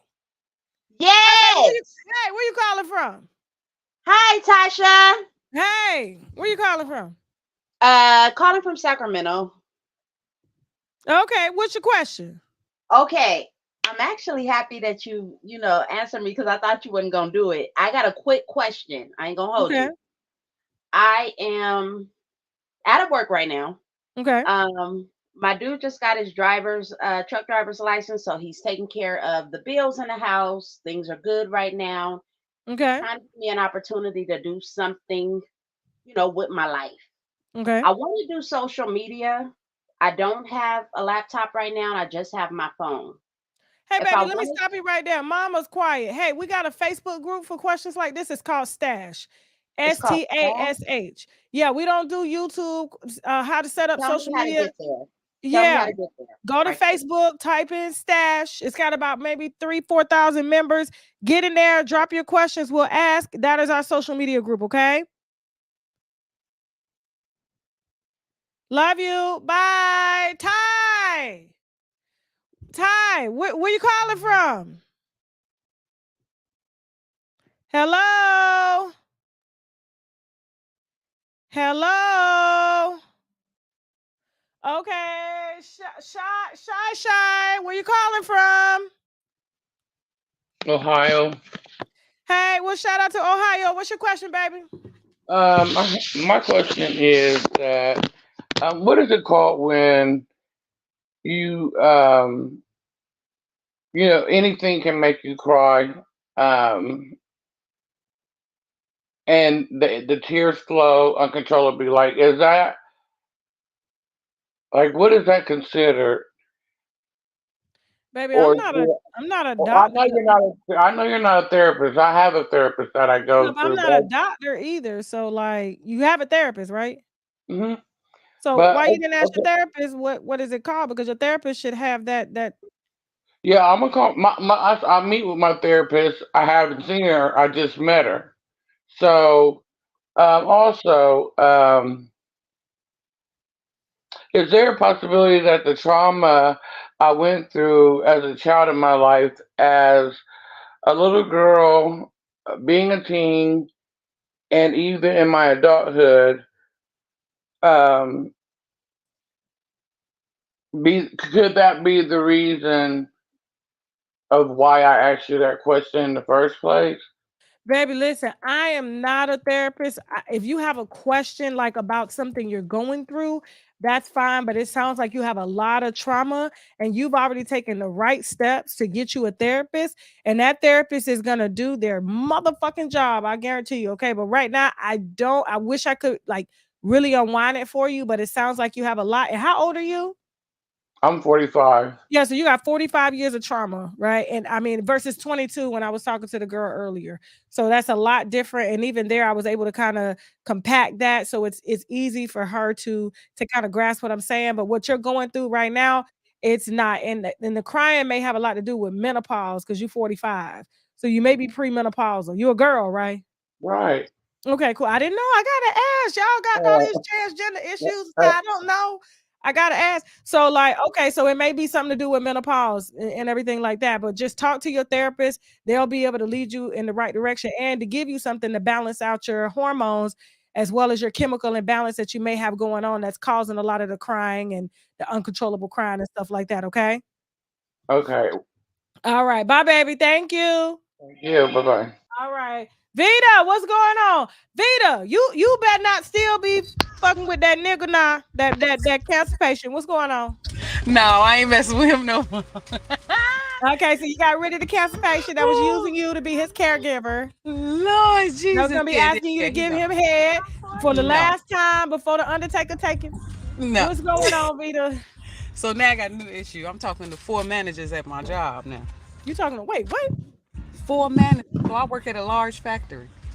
And I'm trying to narrow it down, Tasha. Vita, are you not fucking all of them, are you? Oh, Vita? no, hell no. That's why I'm narrowing it down so I can give it to one of them. Well, I don't know which one it is. I'm not there, baby. And our attractions are different. Which one make the most money? The manager oh my God, over the you got whole me cussing in front of the kids, Oh, Vita. shit, we at the dance class. Let me get out. We at the dance class. She just got out. Wait a minute. Let me go over here. We at the, she'd be at dance. That's why I be talking to you at this hour, because she got dance for like 3 hours on Monday. What, she ain't in there dancing? Because she just came to the car. She just jumped in the car. As soon as you said my name, she jumped in the car to get her. Tell her to go back inside. Grown folks out here talking. I know that's right. And look, I got out the car. Right. So I got the 27-year-old. He too young. How much yeah, money? he out of there. Then we got the 30-year-old. I found out he was married. No, he out of there. He already asked out, girl. Okay. What the fuck? Okay, so what's the other one? So now we down to the one that's my age, because I'm 42. We down to him, and he run the whole sort in the building. And there we go. We don't even need to know the other one. He run the bitch? He run the bitch. So that means you can possibly quit and he can take care of you and them kids?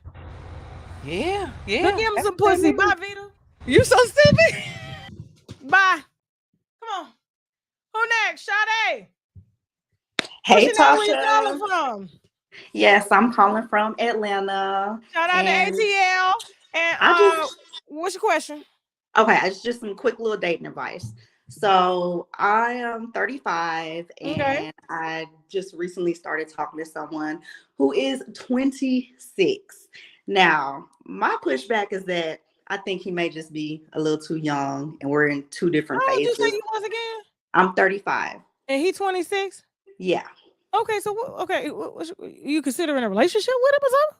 I mean, I don't want to waste my time just talking to him if, it's not really. The man's a speed fucker. Come on now. Really? Come on.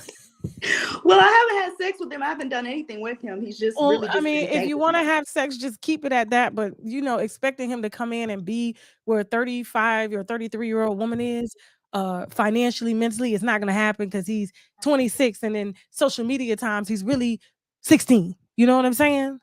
Yeah, and that's what I thought. But I said, let me call Tasha, get a little advice. But if you want some good dick, you could have him. He a little bit more patient, got a little bit more time to teach him. You know what I'm saying? Then for the next woman, when he do get in a relationship, they're like, oh shit, who taught you this? He gonna be like, Sade. Okay. Okay. All right. That's it, Tasha. All right, baby. All right. Don't be no cougar, sugar mama. You know they looking for y'all. They looking for us out there. Every time I go to the mall, it's always a nigga in my face. And I be like, how old are you? 20, 24, 25? I'm like, but I'm old enough to be your mama. That's okay, but I ain't trying to be your son. Like, oh my God. I'm like, what? Y'all know who I am on social media. Stop playing. Y'all, they be looking for people to pay their bills, these young dudes. I'm telling you. Yeah. Don't do it. You can't afford his bills and yours, child. No, I certainly can't do that. Okay, right. Thank you, Tasha. At the Cheesecake Factory. Okay, baby. Bye. Shaylin. Hi. Hey, baby, where you calling from? I'm calling from New Orleans. Okay, what's your name? You said Shaylin. What? Yeah, sorry. What's your question? Yeah, I don't have a question. I just came on here to pray. Oh, what, for me? Well, for the young lady that asked for prayer, but we gave her the prayer and the answers. Oh, in the chat? Mm-hmm. Okay, all right. Well, I just wanted to just Can you pray for me? Yeah. Please, okay, go ahead. All right. Lord, we just come to you right now, Lord God. Thanking you for Tasha. We thank you for the gifts and the talents that you have bestowed upon her, Lord God. Lord, we just thank you, Lord God, for her life.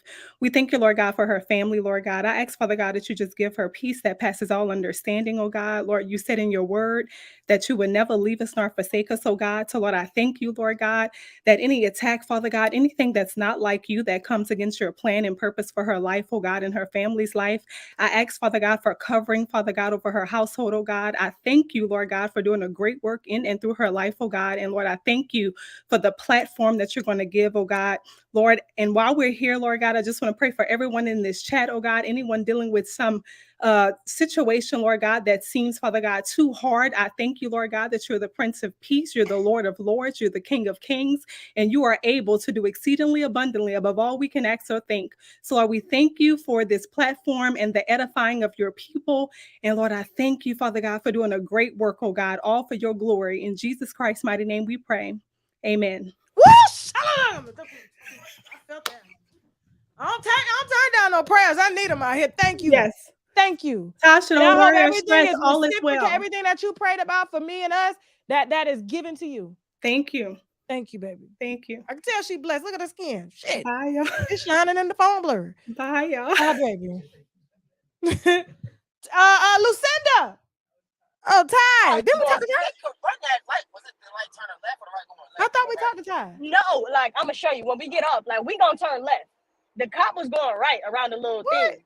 The dude was going straight across towards Speedway. He ran the fuck Man, up. drop her off. She arguing. Lucinda. Where you calling from? Lucinda. What's your name, baby? I can't say your name. What's your name? I love you, Tasha. I love you too, baby. What's your name?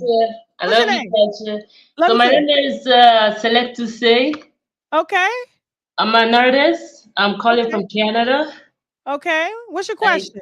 My question is, I don't know how I'm going to find a serious girlfriend. This is the second time they both cheated on me, so I don't know what to do. I am like confused at this point. You're a woman? I've had 2 girls and they both cheated on me, so I've been trying to find Are you a woman? I'm transgender. Okay, so you're transgender. Yeah. Transgender woman or man? Female to male. Female to male. You still look female to me? It might be the lipstick. I'm sorry. He. Sorry. No, I go as they them. Non-binary. Yeah. Jackson is here to educate me. Okay. All right. You know I'm old school. I gotta get used to this shit. Okay. So, and they cheated on you. Yeah, they both have. And I've been looking for real love. So. Do they know that you're trans? Yeah, they're aware of it. Yeah. So what was their reasons for leaving? I don't know. I try to do the best I could, I try to be like there for them. I try to like pay the bills. I try to like give too much of myself, but like it never work. I don't know if I'm doing too much or I should just stop, They don't give you a reason? No, they don't. I just find out later, I just find out later. How long were both relationships? Not that long. One was like 3 months, and the last one was just like, I don't know, almost a month or something like that. Oh no, that's not a relationship. That's dating. And baby, they playing you as a trick. When you a man out here, that's what happens, right? So what you're gonna have to do is you're gonna have to surround yourself with other male energy, and they're gonna have to teach you the game. Right. So you don't meet a woman in a month and start paying her bills and shit. Like they tricking you. Yeah. Unless there's an even exchange. Bills for pussy. Do you understand? Yeah, I get it. Okay. So do you have any male friends? Yeah, I have some male friends. You gotta talk to them. I'm the serious one. I'm the serious one, Yeah, like that's I'm what kind of it like is. You know why? You know settle why? down on the first day. You know why you're the serious one? How long you been in your transition? It's been almost 2 years now. So you still fresh. So you still in the female wants to nurture and emotionally attach, right? Yeah. But the male just want to fuck. So you in between right now because you transitioning. So you gotta make sure you once you get to the other side, don't catch no feelings right now. Right. Don't catch no feelings. Just date and fuck, but don't spend no money. Okay. Unless it's on a date. Don't pay no bills. Okay. Take them to Cheesecake Factory. And let it develop. Don't be taking out no trash. Yeah. That's not what men do. So you got to hang around your male friends so they can give you the game. You understand? Right, I understand. Okay. Now, if you don't get it, you may have to transition back because Okay. Yeah, I get it. All right. And tell them to teach you how to, fuck too. You know what I'm saying? Like you gotta learn all that. That's why you gotta go play basketball with them niggas. You gotta start doing what they do. Right. Okay. Right. And they probably told you don't be catching no feelings too soon, didn't they? I know, but I can't help myself. As soon as I just try a little bit. Makeup, baby. It's your biological makeup. You can't help that, so you're gonna have to learn to not do that. Yeah. Okay. Okay. All right, but you're cute though. I can see you. I see you. Oh, thanks. Okay. I appreciate you. Bye. Okay. Damn, y'all keep coming in here. I got another show. I gotta go to TashaKLive.com. Okay, so we're gonna do these last 1, 2, 3, 4, 5, and then we're done. Nobody else gets in. Don't hit that link. Take the link out the chat. Okay. Sharita. Okay, we'll go back. Sharita. Sharita. Damn. Sharita. Oh, hey. Hello. Girl, what you watching? The 7 o'clock news? Oh, my bad, Tasha K. I didn't even know you was talking. I'm sorry. Where you How calling you doing? from? I'm calling from a suburb of Chicago. Shout out to Chicago. Glad you in the safe parts. Now, what's your question? So, it's me and my sister. It's about my sister. What happened with your sister? So I got a truck. Well, I had financed the truck, and it was kind of big. So she do like Walmart to Walmart, Instacart, stuff like that to make money. So she wanted a bigger car. Long story short, I let her get the truck, and I got me another truck for my birthday. Okay. So I'm trying to see if I should take her to court or not, because the girl not only didn't pay the car note on October because it was her birthday, some ghetto shit, but she got several, like up to $900 worth of tolls, up to $700 worth of red light tickets. Okay, let me stop you right there. I already know where you're going with this. Okay, that's your sister. She ain't gonna pay that shit back.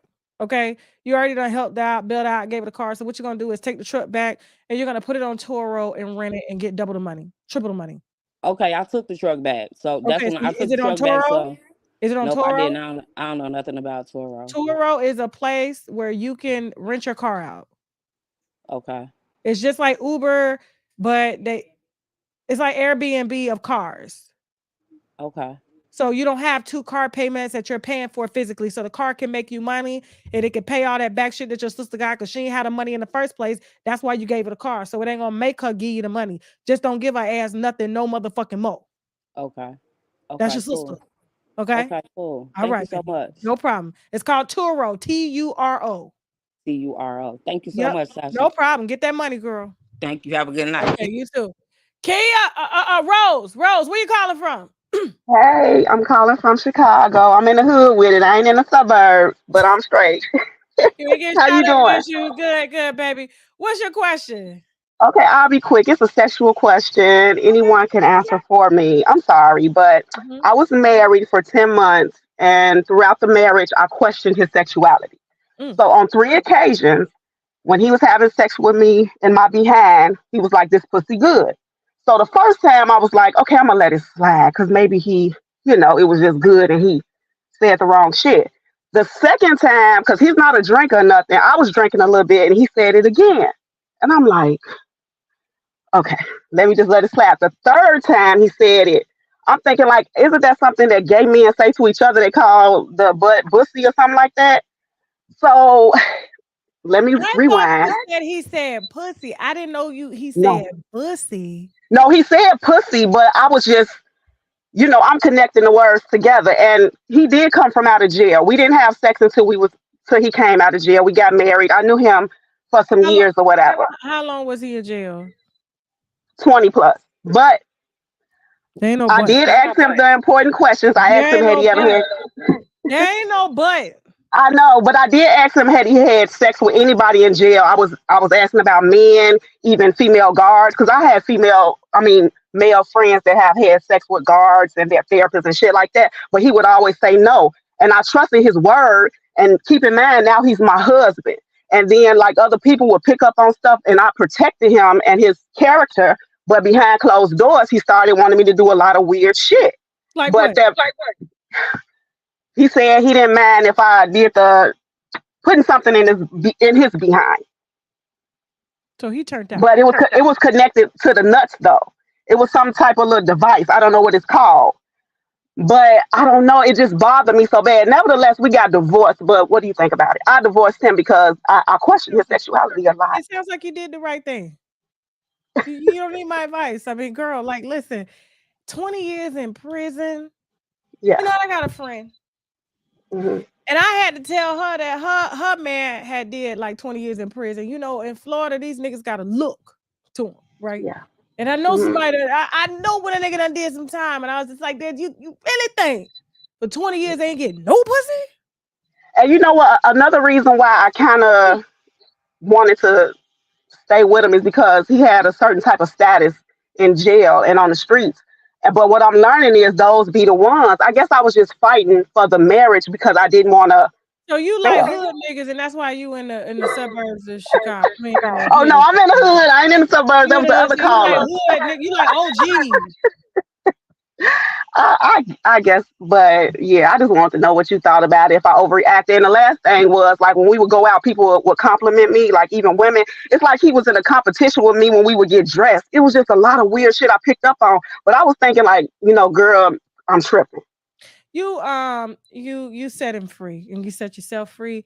And see, unfortunately, as a hood bitch, see, I'm an ex-hood bitch. And when a man went to jail for me, I never took his collect calls. First of all, I couldn't afford them, and second of all, like that's just not the type of man I wanted in my life. And when you Mhm. ask for something, you're gonna get it, and you can't believe. I mean, think about it. If you spent 20 years in jail, you're gonna be eating some pussy, right?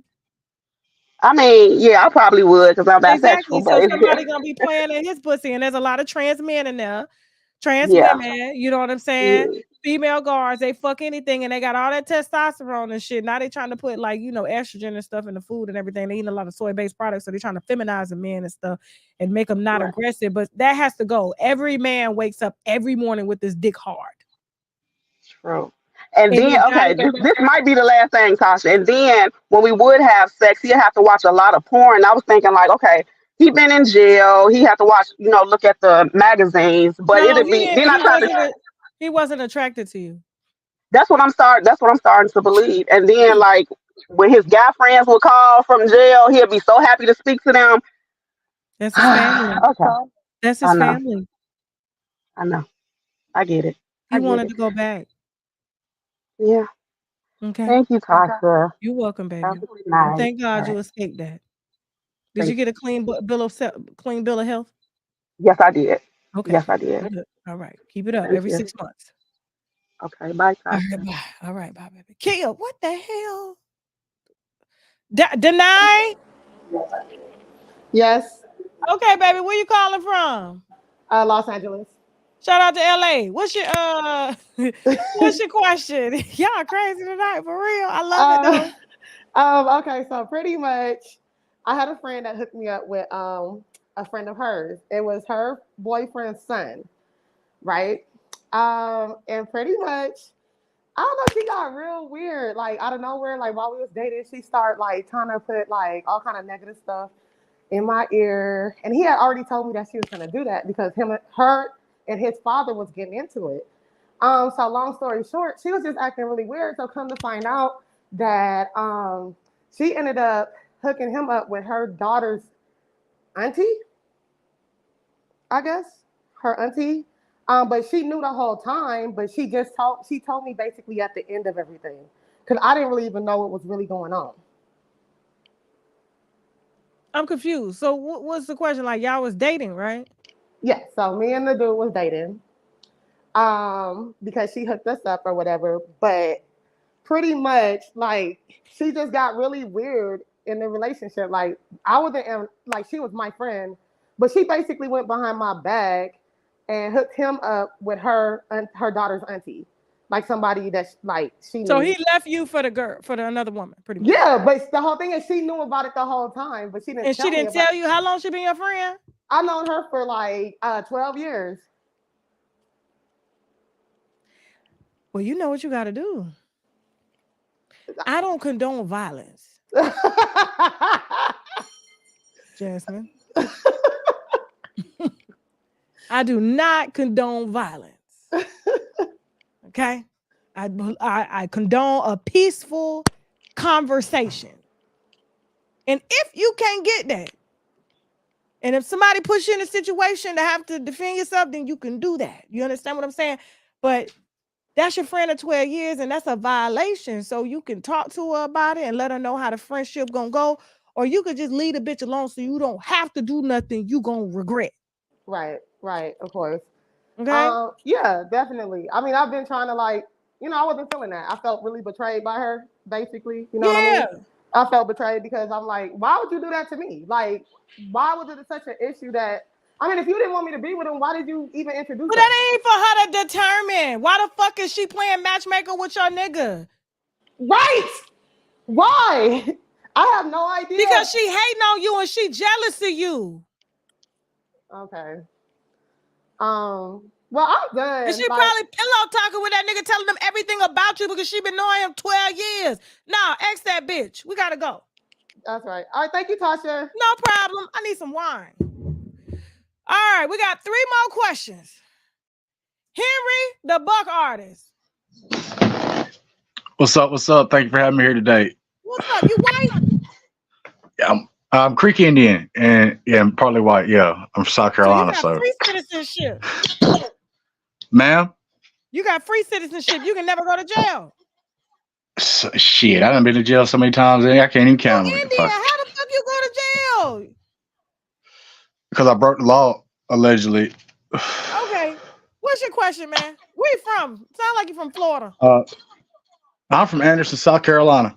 Okay, what's your question? Can you keep the phone steady? Yes, ma'am. I just wanted to just touch base with your show and shit. And why you think these women be fucking with these bum ass dudes? Like, they got a man over here, and then they got like a bum that just beat on them, tear the house up and shit. What the fuck keep them hanging on? What? What's the question? I said, like, why do women hang on to bum ass dudes? What happened? You left your girlfriend left you for a bum ass nigga or something? No, man. I'm not being salty or nothing like that. No hater. It's just it stems from a situation that I won't speak on going on with some other people. But how much money you make? Enough. But I'm saying I'm not being a hater. The situation. Let me see your teeth. Smile. Okay, I mean they're a little yellow, but you can use a dentist appointment. It's fine. But here's the thing. No, I'm just saying I'm sizing you up because you talking about bum dudes, and I'm looking like the hat lit it up. It didn't seem like you got your shit together. So who are we talking about? We talking about you? Did your bitch leave you for another nigga? What happened? No, this is my cousin. Like tears his old lady's house up and shit, right? And he's mean to her. So anyway, when he go to jail and come back, she's just like all having this shit. It ain't like they've been together no 15, 20 years now. Ain't got no kids. Did you want her? No, I'm just saying, like, what's her going back to your cousin? You must have a bum ass dude. You can't get offended. Oh, let me tell you something. Let me tell you something about Big motherfucking D, bro. Let me tell you something about Big D. Big D get bowed to after every live show. Whether I'm bowing to say thank you or whether I'm bowing down to suck dick. You understand what I'm saying? That's why we call him Big D. He got many names. Cut the check, Kiwi. You know what I'm saying? Shaq. Nah. Go ahead, boss lady. So like we different over here. I'm trying to figure out why you worried about what your cousin girl doing. You want her? I really don't. I just like wonder what's the logic. Like, if she got a man with a Ferrari, what's she gonna go with a man on a bicycle? What the fuck is it? It ain't the drugs they own. You can give her a better life, is what you're saying. No, I'm not saying that. I'm just saying what the hell? Who would logically do that? Well, get the Ferrari and see if she gonna come over to you. I want a Ferrari. Bye, Henry. God damn it.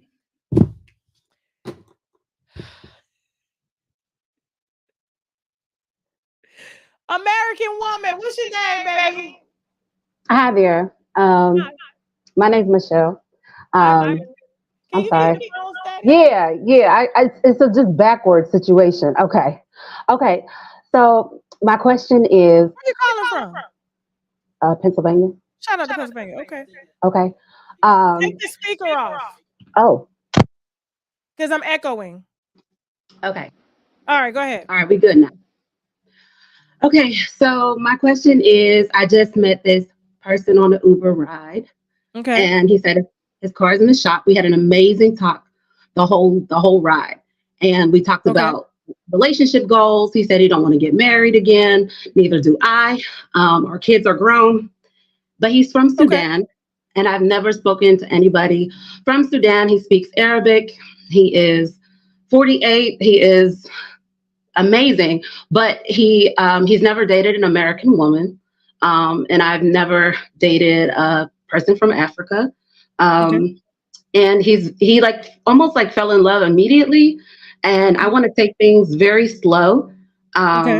And he just seems to move, like I tell him I just want to hug, and he just like holds longer, you know what I mean? He's just like very, very fast to be close.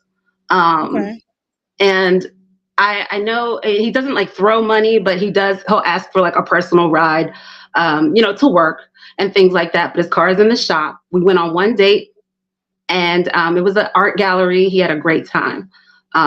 So I'm taking it very slow with him, but he seems to like get attached like very fast. And so I don't know anything about African men except that they may be possessive, or he's very family oriented. He's high ranking in his family. He's been in the States for maybe like 3 or 4 years. He has a child in college like I do. So I guess I'm just wondering, like, is there something I should know about Sudanese men, or about like, is there anything I should look out for? Because I am looking for red flags, even though he's being very sweet and very, very cordial. It's just that I'm just not ready to jump into something physical like right now. I heard that they think American women are fast, and I'm not sure if that's something that, Let me say this. So you're dating a man, but you're looking out for red flags based on what they say about African men? Well, I don't know what a red flag would be, because... Okay, but a man is a man. It doesn't matter if he's African or if he's white or if he's Asian. A man is a man. And I think it's crazy that a Black woman, and I'm not dissing you, but I'm speaking from experience. I think it's crazy that as a Black woman, you would say, you know what, I'm looking out for red flags because they say Africans do this, but American men do the same. Asian men do the same, and white men do the same. Now, what you have to do is get away from the stereotypes, right? Because you don't want nobody to stereotype you. And they already say the Black woman is this and that and that, and we are the most unprotected. You know what I'm saying? The most disrespected. And we're trying to get away from that. Yes, we have some Black women that make us look bad and some that make us look good. And if you put us to the African woman, we look real bad because of the things that they still sacrifice. And they're still, going through the same things that we go through as women as a whole. So I don't like the separation of the diaspora. And so, what I would say is you have to judge a man by his character. Now, have you been to his house? Yes. I've been to his. Yes, I've been. Yes, he owns properties and things. Like he's very grounded, very educated, like 2 master's degrees. So what does he do for a living? He works at a factory that is like all night, and then he works at a hospital during the day. What does he do at the hospital? Something like part-time. He says it's like, 5 hours. I think it's just like maintenance in some way. And he's pretty high ranking, but he lives here? Yeah, he lives here. I guess high ranking in his family when it comes to them depending on him and things like that. Every immigrant sends money back home. The Latino community does it. Everybody does it. Okay. So that's just something we need to adopt as Americans and stuff like that. So helping the family out, we do, but still. Okay. I feel like Yes, I feel like he's trying to get to these yams. Like, I feel like he's very much interested in trying to be physical, like immediately. Like he just has this immediate attraction and love and things like that. How long have you known him? 3 weeks. 3 weeks. No, listen, you move at the pace you want to move at. If he don't like it, fuck the hell with him. You understand what I'm saying? Yeah. And so you're already having to take him to work. I don't like that shit. Yeah, I only did it twice. He tipped me well. He could take the bus, Uber, whatever. Why do you have to drive him to work? And especially if he got all these properties, he should have more than one car. Yeah. So those are the red flags that I'm seeing there, is that all that he's saying to you is not adding up financially, and I'm a numbers person. So numbers-wise, he's probably trying to impress you, but yet he doesn't have that. And so the car is in the shop. How long is it going to take for it to get out of the shop? And why do you have a car in the shop? Why do you not have a car under warranty? Yeah, I think it's really important that I stay away from stereotypes and assumptions. I definitely see that. And judge the man as he is, because there are great African men and there are really bad African men. Do you understand what I'm saying? I do. I've dated both. So to say that, it's crazy. And you said the obsession of it, American men can be obsessed too. Yes, but when I say no, he says that you don't mean no. He says that. I mean, because African men tend to think if they come from very misogynistic countries and shit like that, that a woman has no right. So if you're together, then you have no right to say no. So like that to me is a red flag. That means he will probably be raping you while you're married. I really want to take it slow, and I appreciate this advice because No I just feel like I'm in a new world, and I just want to be very, very careful. Yeah, but African men, I'm gonna be honest with you, child. Whew. There are really great African men, and there are really bad African men. There are really great Black American men, and there are really bad. That's true. Black That's American everybody. men. That's And everybody. you just don't have to go through the bad. It's like picking out the bad apples and throwing them away until you find that nice, perfect apple for you. Yeah, because no means no to me. Stop means stop, and it just doesn't translate the same. He'll like take my hands and walk with me somewhere. He'll like lead me. He just like starts leading me all of a sudden, and I'm just like, that means that he's gonna be leading you in that motherfucking household. So yeah, okay. that's right there to me. No, okay, don't. Thank you so much. I appreciate You're it. welcome, baby. All All right, right. good luck. Thank you. Conjunction. Who is this name? You guys got to put y'all real names. What's your real name, Conjunction? My name. I don't want to say my name. Just say okay, Conjunction. Okay. Where you calling from, baby? Okay. Ain't nobody gonna know I'm your calling- last name. Yeah, I'm calling from Toronto. Okay, what's your question, baby? Okay, so basically, I made a really bad mistake in my last relationship. I took out a line of credit for my boyfriend at the time, and he bought a car. He was gonna do Uber and then pay me back or whatever. He is paying me back, but the thing is, it's happening really slowly, and he's kind of using it as an excuse to I miss you and blah blah blah. And I'm trying to be cordial because I need my money. I don't want to go to court. I don't want to deal with this right now. So I just don't know, now that I'm considering dating again, do I lie to these guys? My ex is calling me. I don't want them to think that because I made a mistake like that in my past that I'll do it again. How much money did you give him? The line of credit was for $20,000. So he and the money that I had in my bank account. He really he bought a car. I don't even drive. I don't even have my license. And Girl, you a sugar mama. What the fuck? No, because we had planned to okay, we're gonna get married. He's like, I don't have much money, and then I got pre-approved 2 days later for a loan. Don't marry nobody with no money. I thought it was the universe. Oh my god, this is perfect. Line of credit pre-approved. Maybe you buy a car, and then how old are you? I'm 28. No, I regret it. It was the biggest mistake of my life. My family's telling me if you ever meet a guy, do not tell them this. But so I'm scared to date. I don't think men really give a damn. Guys, I had debt when I met my husband, and I went to jail and shit, and he had to bail me out and stuff, and he cleaned out his savings. Most men don't give a shit about women being in debt. They don't. It's not even just normal debt. It's debt from my ex that he's slowly paying me back. I'm still in communication with him. This whole thing is still on my head. You know what I mean? Okay, how much debt are you in though total?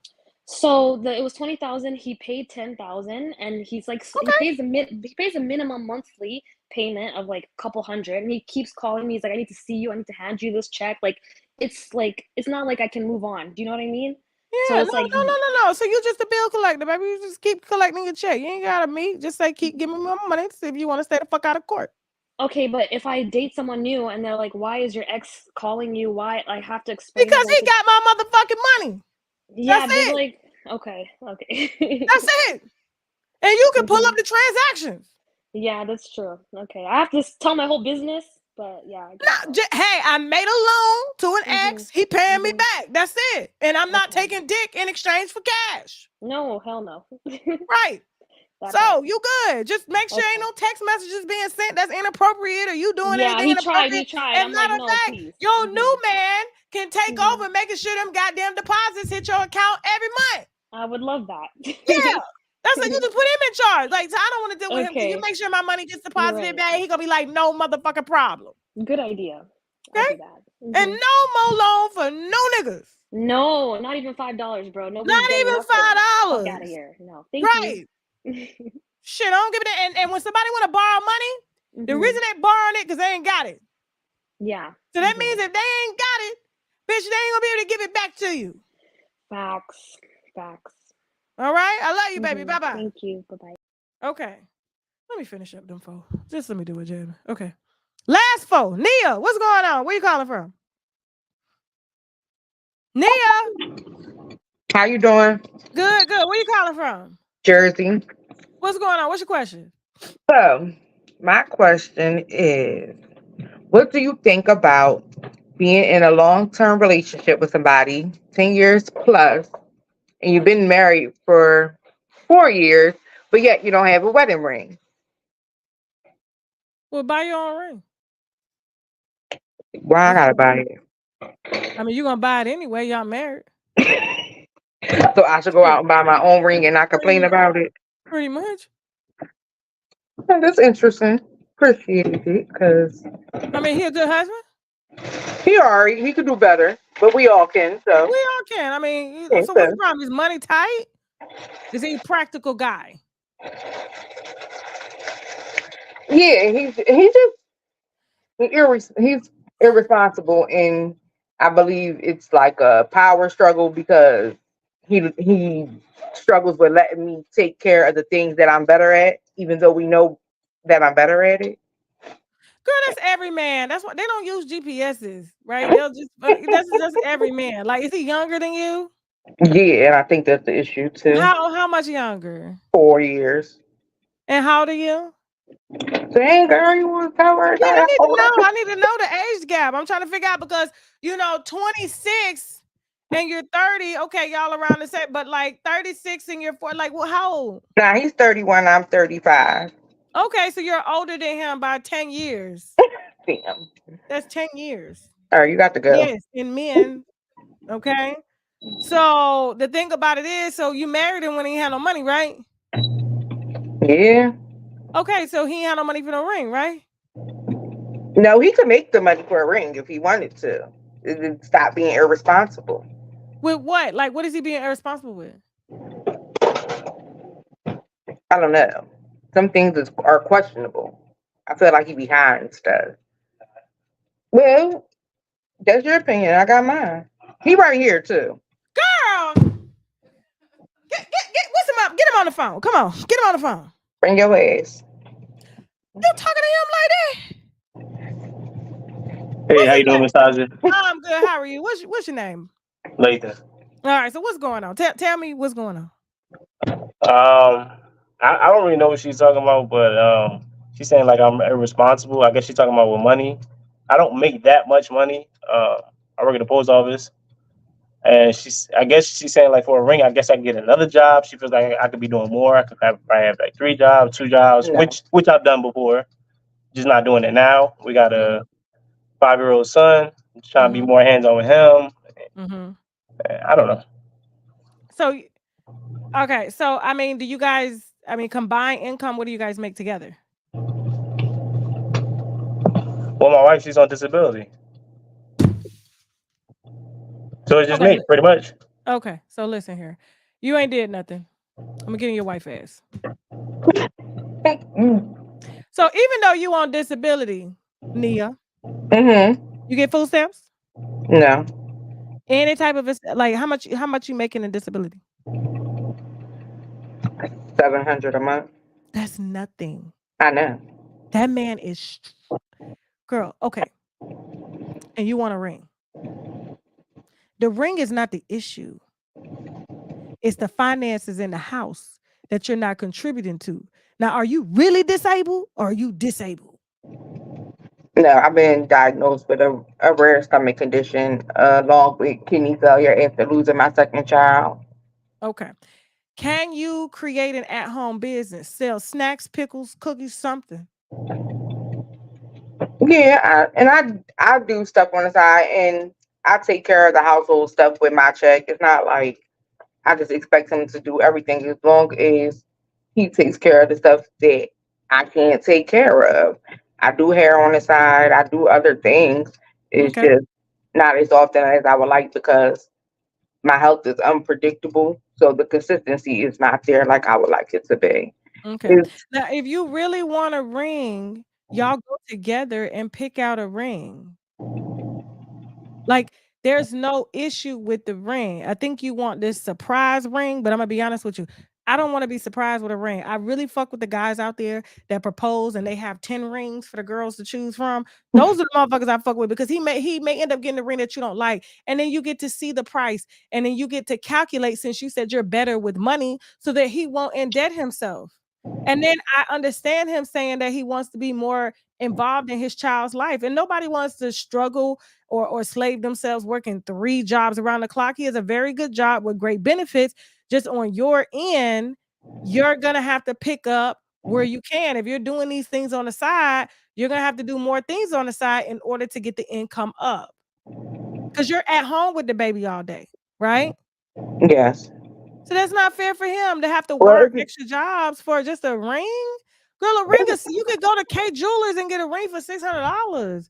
They don't care. I think it's more so the initiative. It's like there's not really Well, I an don't option think or there's anything. anything wrong with an initiative. He already married you, but I think his priorities are in the right place. That a ring right now is going to hurt us and not help us.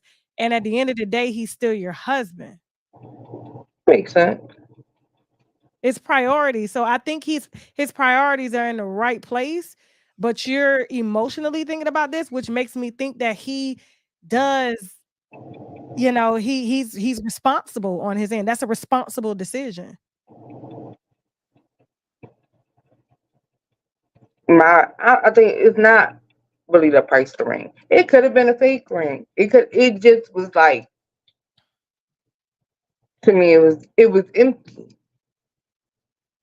Like, Do you know how much my first ring was when I got married? Girl, it could have been $2. That's all I'm saying. So okay then, but let's say he go get a ring and you don't like it. Would you strike me as the type, you got me this? Oh hell no. That's what you strike me as the type to say. That's not true though. It is. And most people that get married anyway pick out their rings. The engagement ring you don't pick out, he surprises you with it. But the wedding rings y'all pick out together. So you need to actively together go pick out wedding rings and see if you can afford them and put them on a payment plan or just buy them outright together. And I've suggested that. It's more so, I don't think we need rings. Because he's probably prioritizing the finances. He's a man. Put him back on the phone. He right here. Go ahead and get cute. Yes, I'm here. So could you go to K Jewelers and get a wedding set for less than $1,000 for you two? And that symbolically means something?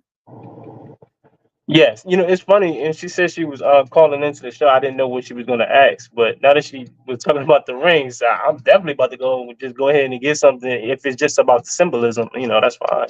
It's about the symbolism for her. So I think if y'all both actively together go to pick out the rings, that way you know what's in the bank account, you know what you can afford, and then you both pick them out together. That's symbolic because that's what the bride and groom usually do when they're planning a wedding, is they pick out the rings. So you guys probably went to the courthouse, right? Right. I love that. Because you ain't spending no money on no motherfucking wedding that don't nobody bless any goddamn way. And niggas don't want to see you happy anyway, so fuck them, right? So now just go to K Jewelers, wait till, around tax time, or Black Friday's even better, or Cyber Monday. Go on down to K. I love K. This ring came from K. Okay, I think this ring, if I'm not mistaken, was around $3,000, but that's expensive. My first ring was $600. So, and I ended up losing that ring. I didn't lose it. I gave it to somebody to fix and they lost my ring. So, and that really hurt me because I would have never changed that ring. I would still be wearing that $600 ring to this day. So this ring here, because we picked it out, I'm not changing it. It doesn't matter how much money I make. You ain't finna see me with them big ass motherfucking diamonds at all. I love this ring because it symbolizes he and I's, vows, and we got the rings together. So I think you guys that's should both what go I down there and get want the more rings so together. than anything is the symbolization. It's not like, oh, you got me this, or oh, I don't like that. Yeah, go It's together. like, So you I can want pick to out be. his ring, he can pick out your ring, and then y'all put them on together. And then you can look at your ring every day. Okay? That sounds good. But wait till they get them deals going on, though. No, that's noted. That's noted for sure. Okay. All right. Good luck to y'all. All right, thank you. Y'all gonna be all right. We will. Okay. All right. Last two. I am what I am. What's your name? Where you calling from? Hey, I'm calling from Fayetteville, North Carolina. Can you see me? Yes, baby. How you doing? What? I'm doing. Haven't I met you before? Yes, I called in before. School. You the FSU college. When I got in trouble with them trans people, the LGBTQ, it's all good. So what happened? What's going on? What's your question? It's kind of connected to certain things, like what you're doing right now. Tasha, I have the worst time helping people with their problems. Like I get annoyed. I don't want to hear. I'm like, that's not my pay grade. Here's a counselor's card. See this therapist. How do you sit there? Because students come to me with their problems a lot. People in general, and I'd be like, yeah, I can't help that. That doesn't help your paper. Like I can't. It's like I would be if I take it in. I feel like it would. I get balled up inside. Like I want to go home and cry. And you taking in all these callers? Girl, I get off here and cuss. It's the guilt. Break shit. Like you have no idea. Because not only do I have to deal with the viewers, I got to deal with the naysayers. So it's kind of like, fuck, motherfucker, God damn it. And then I breathe, I go meditate, I go pray, and then I keep it going. But I live my life to serve people. So it kind of comes with the territory. Yeah. Because if I wasn't doing this, I wouldn't want to be living. And I serve people. I know I'm just not good at serving people like that, in that kind of way. Well, you got to do it your way. You got to find it your way. You're a professor, right? Yeah, but people want me to be like, all like. You got to be a therapist as a teacher. It's just, it is what it is. I feel like the therapist people, they would come in my classroom and they would mess up. Like they wouldn't be able to help my students do what they got to do for that. And I would if I went from my office to their office, I would mess people up on their end because I feel like the therapists know what they're doing and they're trained to know what they're doing. And when people give advice when they're not like, I can't let it roll off of me. What's your question? What's your question? My question was, how do you absorb it? Like, how do I release it? I delete social media. I take a break. I don't answer no damn phone calls because that's where my life is connected to. So the question for me, though, okay, so if I have to eventually go into like different areas, people just have to take on more responsibility for other people, right? How do I take in like things that are confided to me, things that help me with, and let it roll off my back and not go home and want to just like cry and like suck my thumb and be like, because you're taking in stuff and not giving them solutions. If you leave them with a solution, the answer to depression, the answer to anxiety, the answer to trauma is always knowledge. But the problem with our people, let's just say it's Black people, because you are at a historically Black college, right? I'm Black. Okay. The problem with our people is books and stuff were kept away from us for a long time. We weren't allowed to go to great schools. We did at one time have schools that were in our community. Then we were forced to integrate, right? And then when we integrated, the education level was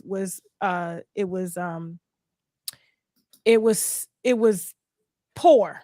Okay.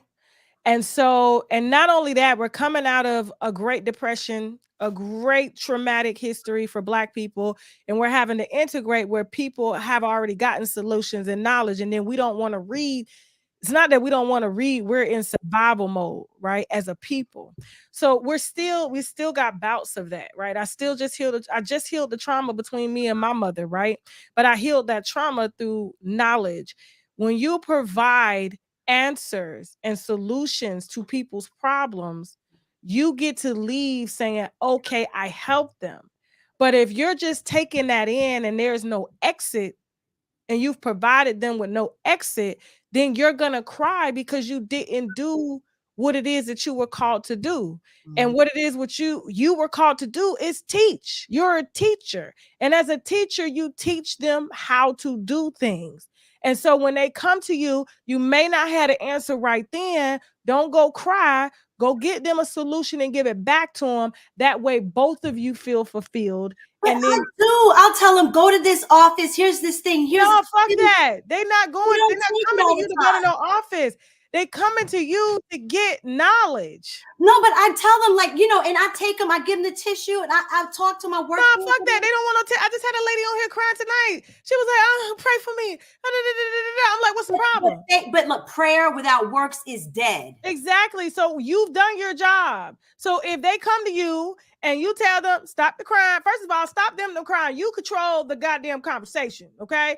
Let's get out of this emotional state, because emotions do not pay bills. Emotions do not help you get to the other side. What helps you get to the other side is knowledge, reading, getting exposed to things that help, okay? So you have to first control it so that it doesn't pour onto you like that. You get the problem, and if you don't have the solution, you go get the solution. But don't go telling them, oh, you know, go to this office and go to that office. No, ma'am. And then if they just don't get it, fuck them. 100%. Here's the other thing I would say. I'm so annoyed right now because everybody's calling and complaining about a man. Like, what? How come everybody's problems are like, everybody's calling in? They're not talking about what's going on with them inside. They're talking about how their lives are messed up because, like, it's revolving around some messed up other, like, man, it seems to me from every caller. Well, you know, but I would rather people have man problems. I would rather invested in themselves to, like, not be, you know, taking on everybody's problems and let it drag them down and sink into just like this low state. I don't get it. It bothers me. And I see it all the time. And I want to. But that's not your life. That's not your journey. You understand what I'm saying? Kind of like everybody has their own Achilles heel. It may be a relationship at the time. It may be bills at the time. It may be career at the time. But if people don't have access to solutions, they're like hamsters turning in a wheel, and they can't get out, or they can't find their way out the maze. But it's people like us that have been gifted to go get the knowledge, to give it to them so that they can find their way out the maze. Not judge them, but just show them. And whatever they do with it, you've done your part. But believe us, the seed has been planted. You got to trust it. I got people that I talked to years ago at damn Buffalo Wild Wings. They was calling me the little Oprah then, saying, bitch, I applied what you told me then. Now look at you. Goddamn. You know what I'm saying? Like, but I still don't look at myself as like, oh, I'm this big person. Oh, I'm this, I'm this. I'm a regular person. I'm from Florida. You know what I'm saying? I go through the same shit everybody goes through. And I love you, Tasha, because I love you too. Thank you, baby. For you. We love you. Thank you. Okay. And you gotta turn it off, turn your work hours off, okay? And go for us. I think, and so that's the thing about, to me, is like, how do you handle the parasocial relationships? Because we never met, but I feel like I know you. I'm like, you my best friend as far as in my head. We go through the same shit. We're all interconnected as humans. So like, yeah, that's why. But I know how to. Jasmine, them know. I turn off my phone. I go off social media. I go lay on the beach. I go do me. I go read. I take my mind off of everything, and then I come back so that I can do my job, which is serve. I'm not a lead. People say that I'm a leader, but when you lead, people, you serve. Like, so that, and my whole job, even before I started here, was serving people. And as I'm serving them food, I'm helping them with their problems, because they would come and lay out their days with me, but they had to pay me just like I get paid now. It's the same thing. You know what I'm saying? So like, yeah, you get paid to do that, and just be blessed that you're able to do that. In emails, I want you to see what I'm Send it to me. Email me, girl. Email me. And you got to get me in with the trans community. They mad at me. Tasha, we love you, and that's not true across the board. They do love. I mean, no, the trans community, I don't think they hate me.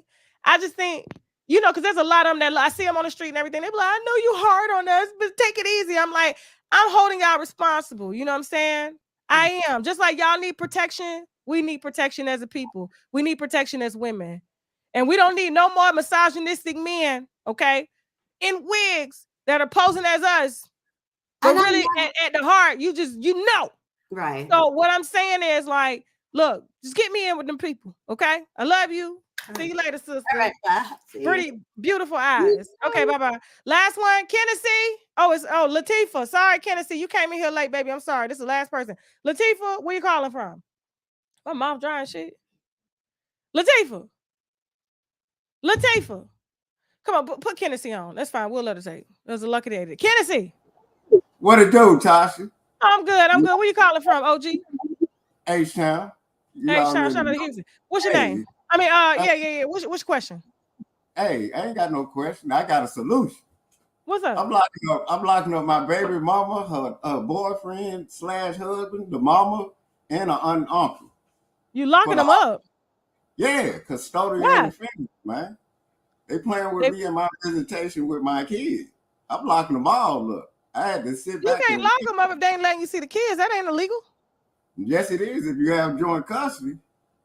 Oh, so you saying they're kidnapping the kids? Basically. Okay, so what's the problem? What's your question? Oh, the question is that wrong to lock all of them up? You ain't got that power, that authority to lock everybody up. The problem in the court order is between you and your baby mama or your ex-wife. So that's the person that you got to go see the judge about. No, what I'm saying is they said that if somebody is help facilitating that, you can file an order against them too, not just her. So if everybody, well, yeah, I mean it'll all trickle down to them, but you can't have them locked up though. Oh yeah, why not? She kidnapped her. She's not kidnapping them, her kids, and you probably pissed her off. What did you do? I ain't do nothing. This motherfucker tried to get me for alimony, trying to say I was trying to marry her. I'm like, motherfucker, we've been together in over 2 years, 2 or 3 years before we went to court. She been doing this for years. Did you marry her? Hell no.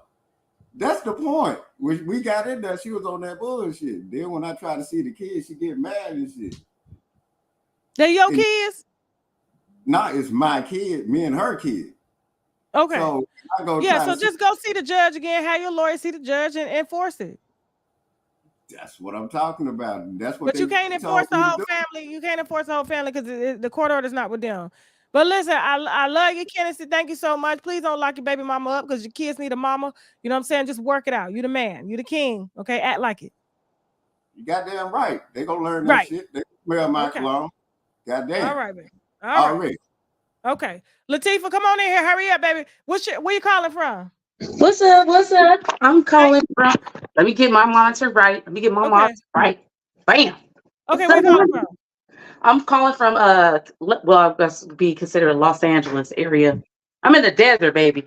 Okay, what's your question?